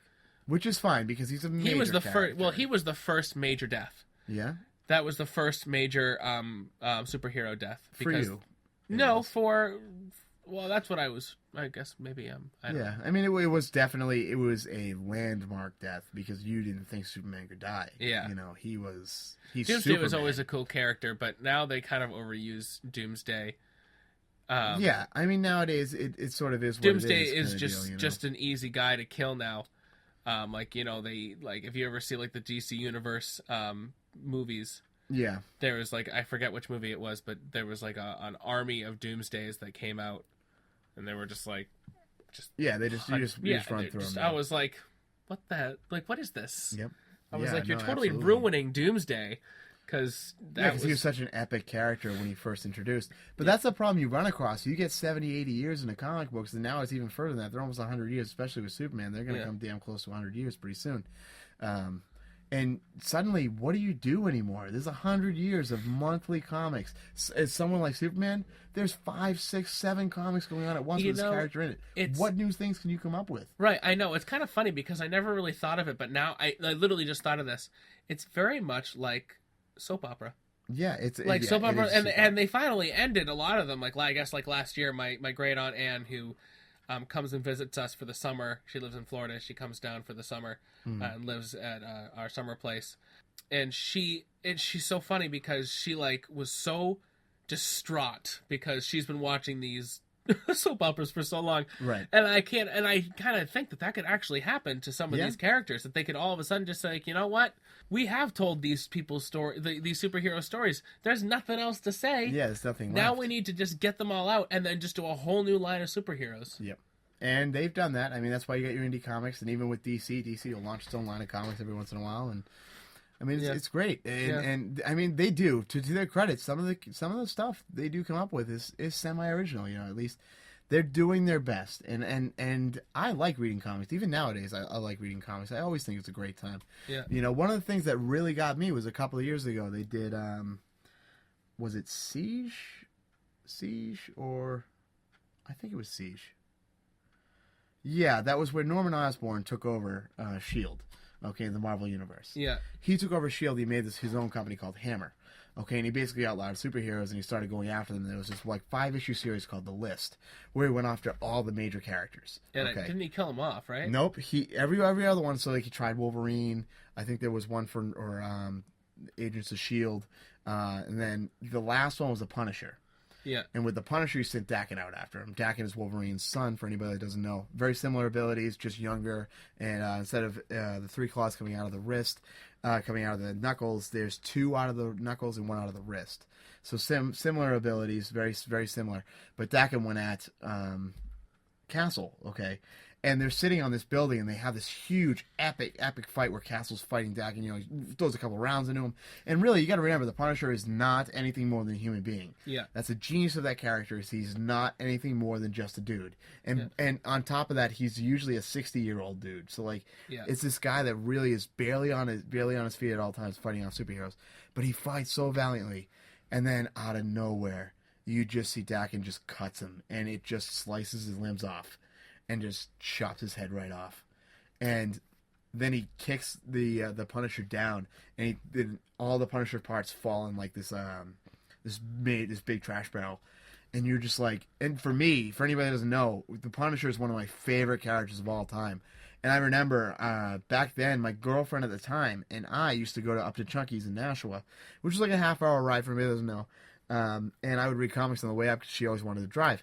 So I was reading that, and I remember reading that, and my whole world changed in a matter of 2 seconds, and my mouth dropped, and I was floored, and I looked at her, and I was like, everything has ended, and she's like, what?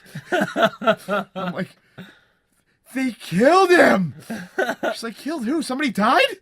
I'm like, they killed the Punisher, and she's like, oh. All right, Jeremy, it's okay. I get it, but really, it's just a comic book. And I was like, you're just a comic book.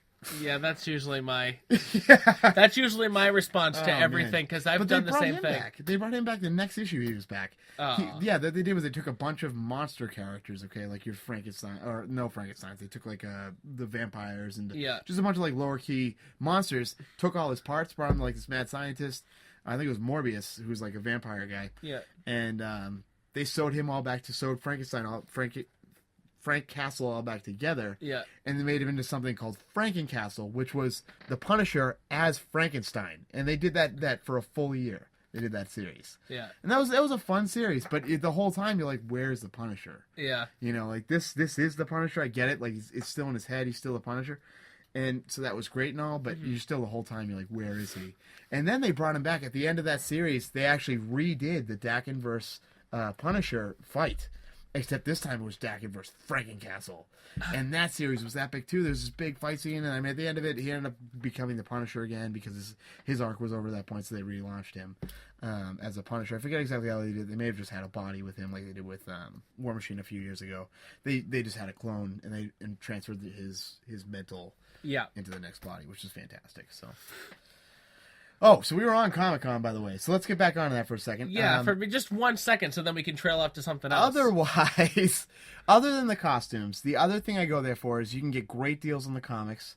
Okay, to be honest with you, there's this feeling that you get when you walk in the doors, and this happened to me more the first time than any other time, but I still feel it every time I go in.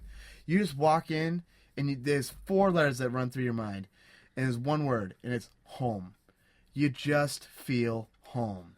You know, everybody there is a geek. Everybody there is a nerd. Everybody there is there for something. There's no judgment on whatever you do. You are there to be yourself. Yeah. And it is it's an amazing, amazing experience. There's really no limits to who you can be. Yeah, that's exactly right. There's no judgment in that. You know, because it's funny because you do have something in a public place, and or one of your friends do something, or you do something embarrassing, or what you think would probably be embarrassing after you do it, and people are looking at you, and you're just like, oh, that was kind of embarrassing. Yeah, and I mean, sometimes you're judging, you're like justifying your actions, Yeah, and now and at that place you can just you're just home. Seems like that's what everybody's doing, those things, and so you go up there and you go up on the main floor and you see all the vendors, and that's another reason, like, you get to see all the toys and stuff that are coming out, which a lot of them are very, very neat, very cool. They're always in display cases. Yeah. And you can buy some of them at the con. You get exclusive at the con, which there was this Halo one that I should have got this year. It was $65. But it's like a 12-inch figure, and it was so immensely detailed. And I didn't end up picking it up because it sold out too quick. But you can do that, and then you get exclusives. Yeah. Every year I go, I get an Assassin's Creed shirt because there's always an Ubisoft. And Ubisoft does this thing where they'll have a couple of laptops up on a desk. Yeah. Okay, and they'll have their whole big stand. And all they'll do is they'll be like, look, what I want you to do, I want you to pre-order the games. Any games you pre-order, I'll give you an exclusive item for. So every year I go and I pre-order Assassin's Creed. Yeah. Okay, and by doing that, I get a free T-shirt, and it's an Assassin's Creed T-shirt. And right now, I have one for Revelations, and then I have one this year for Black Flag. Nice. Okay, and then they also had South Park Stick of Truth, so I got a Cartman little action figure, but Cartman as a wizard, and it was really neat. It was a really cool little figure. So I go for that too. Otherwise, there's those panels. And I can get into some of those. I didn't go to a whole lot this year, but I did do at least 1 or 2 a day. The first one I went to was the Chucky panel, which you got to be in a Child's Play for this, but they went over the new movie that they just released. Yeah. Yeah, the DVD release. They went over that. Yeah. And they had all the actors. They always, in the panels, all the actors come out. So you got to meet Bad Brad Dourif. You get to meet... I got to meet the kid that played the original, I think it was Alex. Yeah. Yeah, I got to meet him. Right? Yeah, because apparently he's in the new film. Spoiler alert, yeah. But I don't know where, because I've never seen the movie myself, but he's in the new film. Oh, Jesus. So he's got a role in there. He's only been in the first one, right? He was in the first and second film. And the second, okay, yeah, you're correct. I'm sorry. Yeah. Oh, Andy, not Alex. Andy. Yeah. So you get to sit down and they'll discuss, like, the creator sat down. He discussed where Chucky came from and how he got the ideas, and then they'll discuss what their plan is for the future. And they actually did this really cool idea. And then they'll do a panel. They'll do a panel which is like a Q&A session. Okay, which is where fans will ask questions to the people. Right. So one of the questions the fans answered, and I was really intrigued by this, is they asked the creator. And they said to him, look, if you could have Chucky fight anybody, because I know a couple of years ago we did Freddy vs. Jason. It was 10 years ago, but it was fantastic. Yeah. If Chucky could fight anybody, who would it be? And then the fan was like, well, the most obvious choice would be like Leprechaun. And the writer, the original creator of him, was like, yeah, well, Leprechaun, it's too obvious because he's so small. You know, they're both kind of short. They're kind of the same. You know, Bride Leprechaun has a couple of magical powers, but that would be kind of a boring thing. So he goes, the way that I would do this is I would do a Chucky versus Freddy. And he said, the way that I would do this is I would have Chucky sent in a box to Elm Street, okay, where Freddy is. Okay, and while he's sent in the box, he's unconscious. So Freddy enters Chucky's unconsciousness, enters his dreams. And they have this round where they both are, instead of fighting, they both are like, I am such a huge fan of your work. And then they come up with this contest, and they're like, and they come up with this idea where, okay, we need to see who's the better out of us slashers, because both of us are legendary. We're both huge fans of each other. Who can kill the most people by the time the sun rises? Yeah. And then Chucky wakes up, and Chucky goes to town starting to kill people on the street. In the meantime, Freddy's taking everybody out at night through their dreams. Yeah. And I thought I was like, that is the best idea for a freaking horror movie I've heard in years. Yeah. In years. I was like, I would pay top dollar to see that film. Yeah. That would be so funny. It would be so hilarious. You know what I mean? Yeah. So we did that panel. I did a couple of Doctor Who panels because if anybody knows me, in the last year or so, I've become a major Doctor Who fan. Major, massive. It's insane. I love that series. I'm always going to love that series. So I did a couple panels there. We did John Barrowman, who I don't know if you know who that is, but he was Captain Jack on Doctor Who and also in Torchwood. He did a Q&A with a couple of his fans. Oh, wow. Yeah, and the big thing with John Barrowman is this year he finally was able to marry his husband because it finally became legal in California. Yeah. It's been legal here for a while, but he lived out in L.A., so he was finally able to marry him, and I remember reading about that a couple months ago. He was very, very happy about that. So they would ask him questions about Captain Jack and, whether or not he's ever going to come back, which he may or may not have slipped up when he mentioned, when we asked him about him coming back at some point, because he was talking about the Doctor Who panel, the Doctor Who 50th, and he mentioned something about if he said when you see Captain Jack again, but then he said, I mean if you see him again. And I was like, ooh, they didn't specifically delving into the 50th on that moment, but I was like, ooh, that could be him in the 50th then, because I want to see that. I want to see that so bad.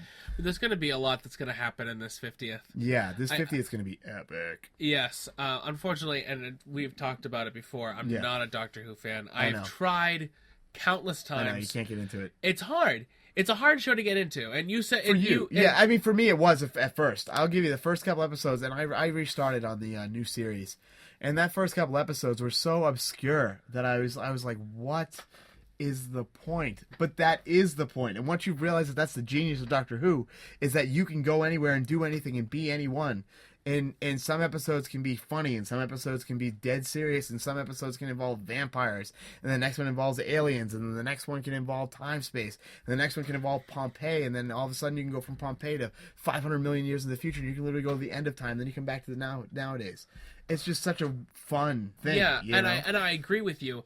I have seen a couple of episodes. I mean, not even a couple. I've seen like 5 or 6 episodes from different series. Yep. I've seen a pilot. I've seen the pilots quite a few different doctors. And it's I don't know. I'm just. It's just difficult for you to get into. It really is. I understand but that. You know what? And I'm going to tell you right now. Do you watch Breaking Bad? Yes. Okay. Oh man. Oh, we're going to talk about that because we are. Yes. Okay, so I'm not going to get too much into it, but it took me about a year to get into it. Really? It did. And isn't that weird? Have you finished it? I finished it. Okay. I watched the last 3 seasons in 3.5, 4 days. Wow. Yep, that's how into it I got. Yeah. Because once it takes it takes you a while to get into it, but once you fall hard. Oh man, do I fall hard! It does. It takes me forever. It took me that way when I watched Dollhouse, which is a Joss Whedon show. Yep. It took me. I watched the first 7 episodes live when it was airing, and I was like, "It's all filler episodes. I'm done. I don't want to watch it." And then came out on DVD. It was only like $12 for the first season, so I was like, I'll just pick it up because I'm a big DVD collector. Yep. I have like hundreds and hundreds of DVDs. You know this. Yeah, it's a pretty impressive set. It's an amazing. It's my biggest thing. I'm a big movie buff. Big movie buff. Yep. And so I watched the first 7 episodes. I was like, oh, man, why did I buy this? And so I put it away. And then I said, you know what? I've watched them. I might as well just watch the next one. And then for some reason, the 8th episode was phenomenal. And it just hit me, and all of a sudden, I was just into you're it. sold. And once you're in, man. The same thing with The Office. Watched the first season, was like, done. Watched the first season, and then 2 years later, second season's where it picks up. right? Too, and then I watched this, and then I watched the first season again, and I said, "Damn it! Why am I watching this show?" Stopped watching it. And I heard how funny it was, so then I said, "You know what? I'm skipping the first season this time." This is like a year after the second time I've done it. Yep. Yeah. And then you're hooked. I watched season 2 to season 10. Guess how long it took me? For The Office? Yeah. Was it 10 seasons? Yeah. Holy shit! It might have been 10 seasons. That's insane. Oh, it wasn't 9. It was 9. It was 9. Yeah. It was 9. Well, from 2 to 9, from seasons 2 to 9. Guess how long it took me? A week. Am I accurate? That's exactly how long it took me. I am so good at this. But well, if you hadn't told me about Breaking Bad, I'd probably been like, I don't know, 2 or 3 weeks. Yeah. To be honest, though, I was unemployed. Nice. That was when I was unemployed. So, that's a perfect time. For like 2 or 3 weeks, I was unemployed around there. Nice. So, or however long it was. So I had time on my hands. Right. And I did nothing. And that's my thing. I don't do anything except watch what I'm obsessed with. Yep. That's just how I do things. Yeah. So Breaking Bad. Do you want to talk Bad. about that, or do you want to go back to Comic-Con? What do you want to do? Well, let's save Breaking Bad for next time because we're already hitting pretty high up here. Yes. So let's do a little bit more Comic-Con. So anyways, we were talking about John Barrowman. I did that one. I also did a Doctor Who panel that featured the 6th Doctor. He was from the 70s, and they were talking about the audiobooks that they're going to have.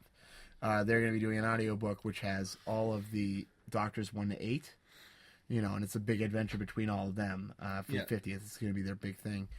And I also did a panel for a show that's coming out on FX called Chosen. Ooh. Oh, yes. Is this... Okay, tell me about it. Okay, so... We were the first ones to ever see this. They've never aired it. They did an exclusive first episode airing live at the con. How was it? Dude, it is hilarious. Yeah? Very Archer-esque, like sort of that crude humor. Okay. All right, so it's about a guy. He's white dude, rapper, white rapper. Yeah. Okay. He gets falsely imprisoned for whatever reason, and it's in the first episode. I'm going to tell you why. Yeah. He gets falsely imprisoned. He goes to prison for like 3 or 4 years.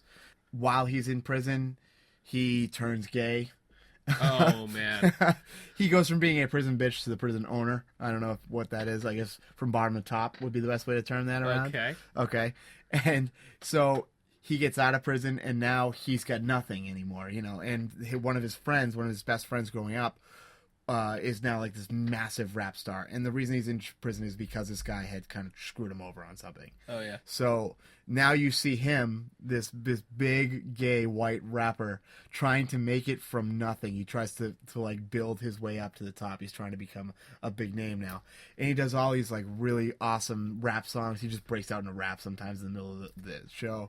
And because he's big and gay, he there's like a scene where he's talking to somebody, he's yelling at somebody in a bar or whatever, and they start like he's getting ready, like you think he's getting ready to get in a fight, and he's like, "Yo, man, why don't I suck your dick?" He's like, "Yeah, I'll suck your dick right now in the parking lot." And the guy's like, "What?" He's like, "Yeah, man, get out there." It's like that kind of just crass humor. Yeah. And I laughed Is it so live hard. action or is it cartoon? No, it's like Archer. It's okay, that it is same like Archer. animation. I know you said it was like Archer, but I didn't know if you meant comedy wise or if it's it's animation. the same like the same comedy. creators. Or? It's not the same creators. It's just the same animation style and the same. It is the same comedy. It feels like an offshoot of Archer, to be honest with you. Yeah. But I'm gonna recommend if when that comes on, definitely catch that film because I laughed. I laughed through the whole thing. So we did that, and then I think that was my last panel I went to while I was there. I can't think if I did any other major ones this year. Yeah. I've done a couple of big ones in the past, but we'll get into that another time.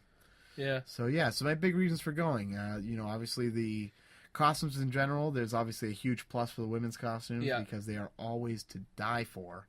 And then you've got your comic books at a decent price. You've got exclusive action figures, and then you've also got the panels, which are always fantastic. A lot of times you get exclusive things. Some of the panels will even give you exclusive merchandise for when you go. Okay. Which is really neat. You don't get that all the time. The other thing that's really good for me, okay, and this isn't so much comic book related, but it's my vacation week that I look forward to every year. I go to New York City, and we rent a hotel in Times Square, so it's comic books by day and just straight partying through the nights. And we will, believe me, in a future cast, I will definitely get into some of the stories because everyone's going to be laughing their ass off.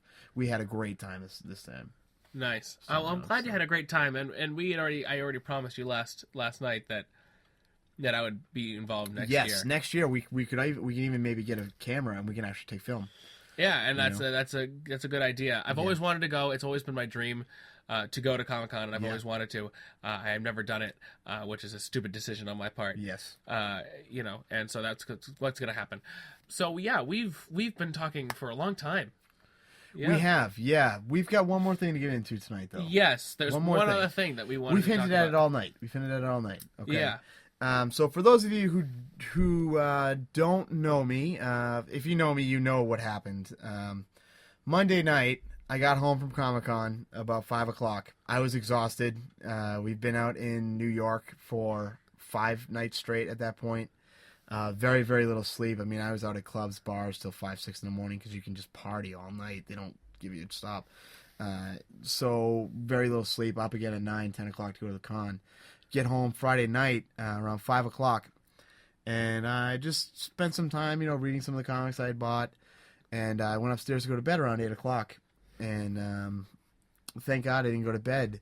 I ended up reading a couple more comics, and I was watching How I Met Your Mother, getting caught up on that last season, the season they finally put up on Netflix, so I was catching up on that. And my roommates came home. I have 2 roommates around 9 o'clock. They came home and they went out. They were only in the house for maybe 5 minutes, and they left. And about 5 minutes after they left, I was getting ready to go to sleep. And I was turning over when I saw smoke coming into my room. And I didn't know what it was. I thought maybe the roommates had left the oven on or something like that. Maybe it was just something burning in the oven. I went to open up my door, and the house was on fire. So immediately my first instinct is to call out for anybody that might be in the house. I scream. I'm like, hey, is anybody in there? Next thing I know, I am take my last breath. For those of you who don't know, I'm an asthmatic. Used to be pretty bad. I've gotten under control with a lot of exercise in the last few years. But I took one last fresh breath before running down the stairs, trying to get out of the house. Now my house was filled 100% with smoke, so there you can't see, you can't breathe. It's one of the most terrifying experiences you've ever been through. I would never wish it on anybody. I got outside, thank God. I actually got down to the bottom of the stairs, and even though I was holding my breath, the smoke had literally pulled it out from my lungs. So I had no breath to hold in anymore, and I had to take another gasp. And at that point, I inhaled pure smoke, choked, coughed, fell down, crawled a little bit, got back up, got out the door. By the time I got out the door, it took me a minute to kind of catch my breath again. Again, asthmatic. I run to the right side of my house, and the house is ablaze, just growing rapidly. So I try to get my phone. I turn down, my phone's always in my pocket. I try to grab it, and I realized that I left my phone upstairs. I mean, I had left without even shoes or socks on. And so I left, and I started freaking out because now I'm like, how am I going to get a hold of anybody? Thankfully, I have some really, really good neighbors. Yeah, who I met not that long ago. They're just awesome people, And if you guys are listening to this, my neighbors, I can't thank you enough. Even before this happened, this year's been amazing, and a lot of that's been because of you guys, so thank you. The Danskins, and they're just everyone in that whole family to me has always been good to me my whole life. So, but I ran over there and I knock on the door and I just barge in. I barge in and I start yelling, and I'm like, my house is on fire. I need somebody to help me. And I start screaming and I start yelling. They're kind of caught off guard, like, what do you mean? I'm like, my house is on fire. Call the police. So Sue Danskin, who's the older woman down over there, she calls the police. And I realize that my turtle's inside, and I'm very close to my pet. For the last year, very, very, very close to her. She got me through a lot of stuff, got me through a really harsh breakup that I had to deal with. And she was just there, whether or not she wanted to be. She would hang out with me every night. So I immediately thought, I got to go get her. And I started running back to my house because she was in the living room. Mark Sr. pulled me back, told me I couldn't go in there. Probably saved my life, to be honest with you, because I was ready to go in there. So we go over to the side of the house at this point, and I'm calm. I'm like, okay, well, I guess I lost her, and I make that mental note. And they called the police at this point, And I look, and my house has gone from just being like a little fire to now the entire side of my house is engulfed in nothing but flame. And the electrical wire gave, and it was just turning back and forth, just sparking, just a lot of sparks. And at this point, I start thinking like, oh my God, my whole life's over. You know, everything I own is in that house. Every possession I've ever owned, everything I've saved, and everything I've done is in that home. And it was a very, very hard experience. I got my neighbor's phone, called my mother, who is actually owns the house. I was renting it from her. It was kind of hoping to rent to own it, and called her, and I was like, Mom, the house is on fire. The house is on fire. And she's like, what? What are you talking about? And I was like, Mom, the fucking house is on fire. I need you here right now. And she thought that that it was my little brother. My little brother's a wrestler, and they do all sorts of pyrotechniques and stuff like that. So she thought that it was him telling him that where his ring was on fire. Yeah. And I was like, Mom, I need you here. And then she's like, in Drake-it? I was like, yes, the house in Drake-it is on fire. And she's like, I'm on my way. And she hung up. Or actually, at this point, I was in hysterics. I kind of got down on my knees, and I was almost in tears. I hadn't broken out to that just yet. But Mark took the phone, and he started talking to her very calmly. He's like, look, the house is on fire. You know, you probably want to get down here. You don't need to rush. The fire department's already on the way. There's nothing you can do. There's nothing anybody can do at this point. The fire department's going to come. So at that point, I am in hysterics. I'm pissed off. I'm upset. I'm angry. And I start thinking to myself, what did the roommates leave on when they left? You know, because I know that I had nothing on. I didn't even cook that night. I literally ordered out because I was like, it's still vacation. Yeah. I'm going to spend an extra $20 to order myself a really nice meal. So, yeah, at this point, I calm down a little bit, and I tell Mark, I'm like, look, I need to go for a walk. I can't be here right now. So he's like, that's fine. Just stay nearby. And I walk up the street, and all the ambulances are coming, the fire trucks, and they're all coming to get the house done and whatnot. And I see my roommates, Chris and Kayla, coming up the street in the car, in the Mustang, and I just stop them, and I tell them to pull over on the side street, and then I walk up to them, and I'm like, guys, actually I was angry, and I was like, did you fucking leave something on in the house? And I'm like, no, what are you talking about? I'm like, the fucking house is on fire. And they're like, and they lost it. Now, Chris, my roommate, went through Katrina. So he's from New Orleans, and he came from Katrina. He lost everything just a couple of years ago, and he just rebuilt himself up in the last year or two. He was devastated. My other roommate, Kayla, she was crying. She was upset, and very, very, very tragic. So we got through the night. You know, it is what it is. Long story short, I don't want to get too long with you guys. The rest of it's a lot of just talk, he said, she said kind of things anyways. But the Red Cross put them up for a couple of nights in a hotel room. He has a dog. The dog survived, so that's good. He was with them at the time. I kept forgetting to ask you that if the dog had survived. Yeah, the dog is fine. They had actually taken the dog with them to go good. to the Well, that's an amazing thing, because I mean, you probably wouldn't even have thought of it, because you didn't even think you could turtle when you were out. Once I called for people, and if nobody came, I had to get out. Well, I'm wondering if you would have. If a dog had barked, I would have absolutely jumped to it. Yeah, I have a feeling that the dog would have. Of calling. I mean, unfortunately, the turtle's silent, and yeah, I can't exactly. It is what it is. But so the dog was fine. Everybody's fine. But once they put the fire out, the fire went from an alarm 1, which is like a small fire, to an alarm 3, which the guy told me was one of the highest you can get, in a matter of minutes. Yeah. And it took my whole house apart. The kitchen's gone, living room's gone, the laundry's gone, and anything that wasn't burned down is smoked out. And just for the record, it wasn't really the roommate's fault, and you didn't actually say that. I'm sorry. Yeah, no, it was nobody's fault. We determined that it was a dryer vent. Just a little ember got in there around whenever they did their last load of laundry.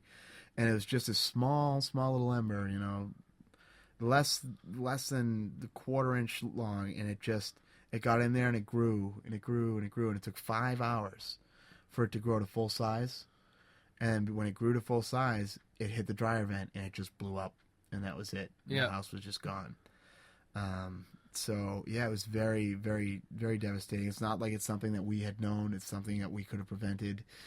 It was 100% accident, and not an accident in like I left the stove on so my house burned down. It was an accident as in like hand of God kind of thing. Yeah, it's unfortunate, and I was worried sick when I found out in the morning that something had happened. I had a lot of people that were trying to get a hold of me. Unfortunately, I didn't have my phone, so it was very tough to get a hold of people. Yeah. For the last couple of days.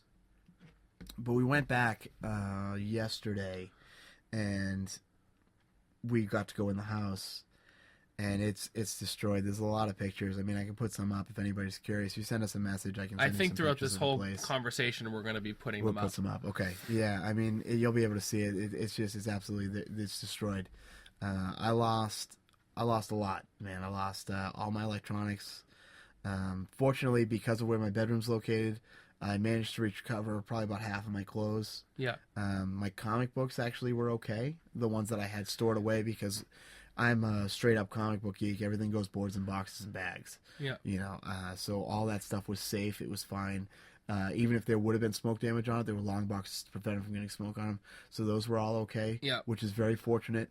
And the only other thing that I was really freaking out about that night, and this is important for anybody that's like a geek and will understand this, I was really upset because I had mentioned earlier that I have a cabinet that is filled with action figures, and I mean, anybody that's ever come over has been incredibly impressed by it, because it was a great display. You've had these a lot of these even like action figures since you were a very little boy, 4 or 5 years old. Yeah. And some of they don't make these anymore. You would never find these things anywhere. It was all Turtles from the 80s and things like that. Yeah, Teenage Mutant Turtles, which is like that's my big thing. That's absolutely. his big thing. And I was freaking out because when I left, because when I initially left the fire, because I was like, I'm going to lose all that.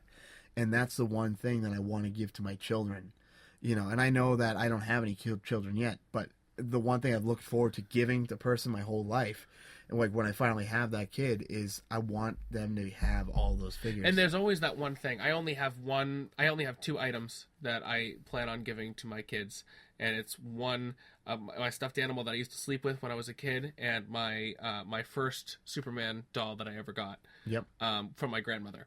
Perfect. And then they have such value, right? And can you imagine losing something like that? No, I would be devastated. That's how I felt. I was absolutely devastated. You know what? I moved to New York. When I moved to New York, yeah, I thought I packed my stuffed animal, Ice Stripes, which is his name, and Superman. Superman came along, and I did have him, and I unpacked, and I could not find him.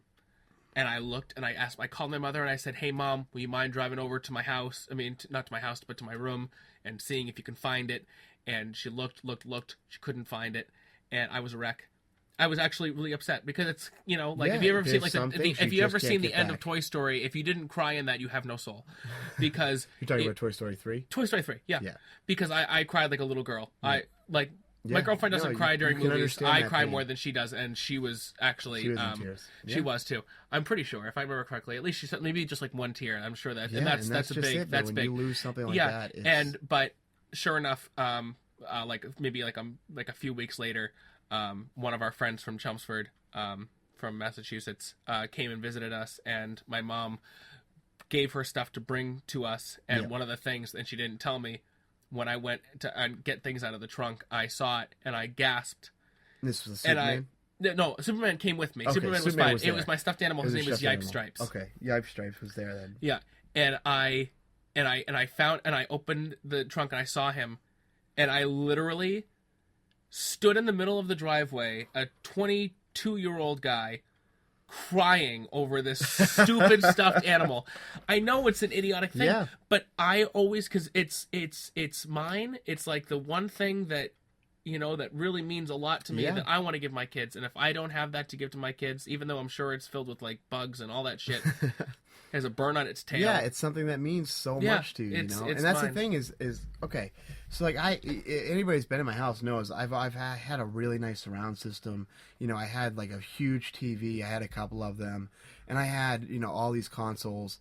But all that stuff can be replaced. It's all that, and luckily you were fortunate enough. I was fortunate enough to very fortunate. The most they got was a little bit of smoke damage, which is not bad at all. No, I mean they're all okay. They just need to be washed. And I was my heart lifted so much that night because out of everything I could have gotten, I mean, we went back the next day and I ended up getting so I have my action figures now, which was good. That was great, and then I had a couple of clothes. Everything else is gone. Everything else that I've put $15,000 to $20,000 into that home in the last couple of years, and it's all gone. Yeah. You know, and I actually, as little as I have, I'm fortunate because Kayla and Chris, your roommates, your housemates, they have nothing. They didn't they get have the absolutely clothes on anything. their back, and that's it. Yeah, they had what they had in their car. Yeah, that's about all they had. They had the dog and the. Well, I can't even imagine. I thought about it, and I kept forgetting to ask you: did the dog make it? Because other than your turtle, if the dog didn't make it, Chris would have lost it. It wouldn't have been good, man. Chris treats that dog like that dog is his family. Well, yeah, that's what pets are. Yeah. I mean, I've lost a pet too. We've all lost. I've lost pets, and it's losing a member of your family.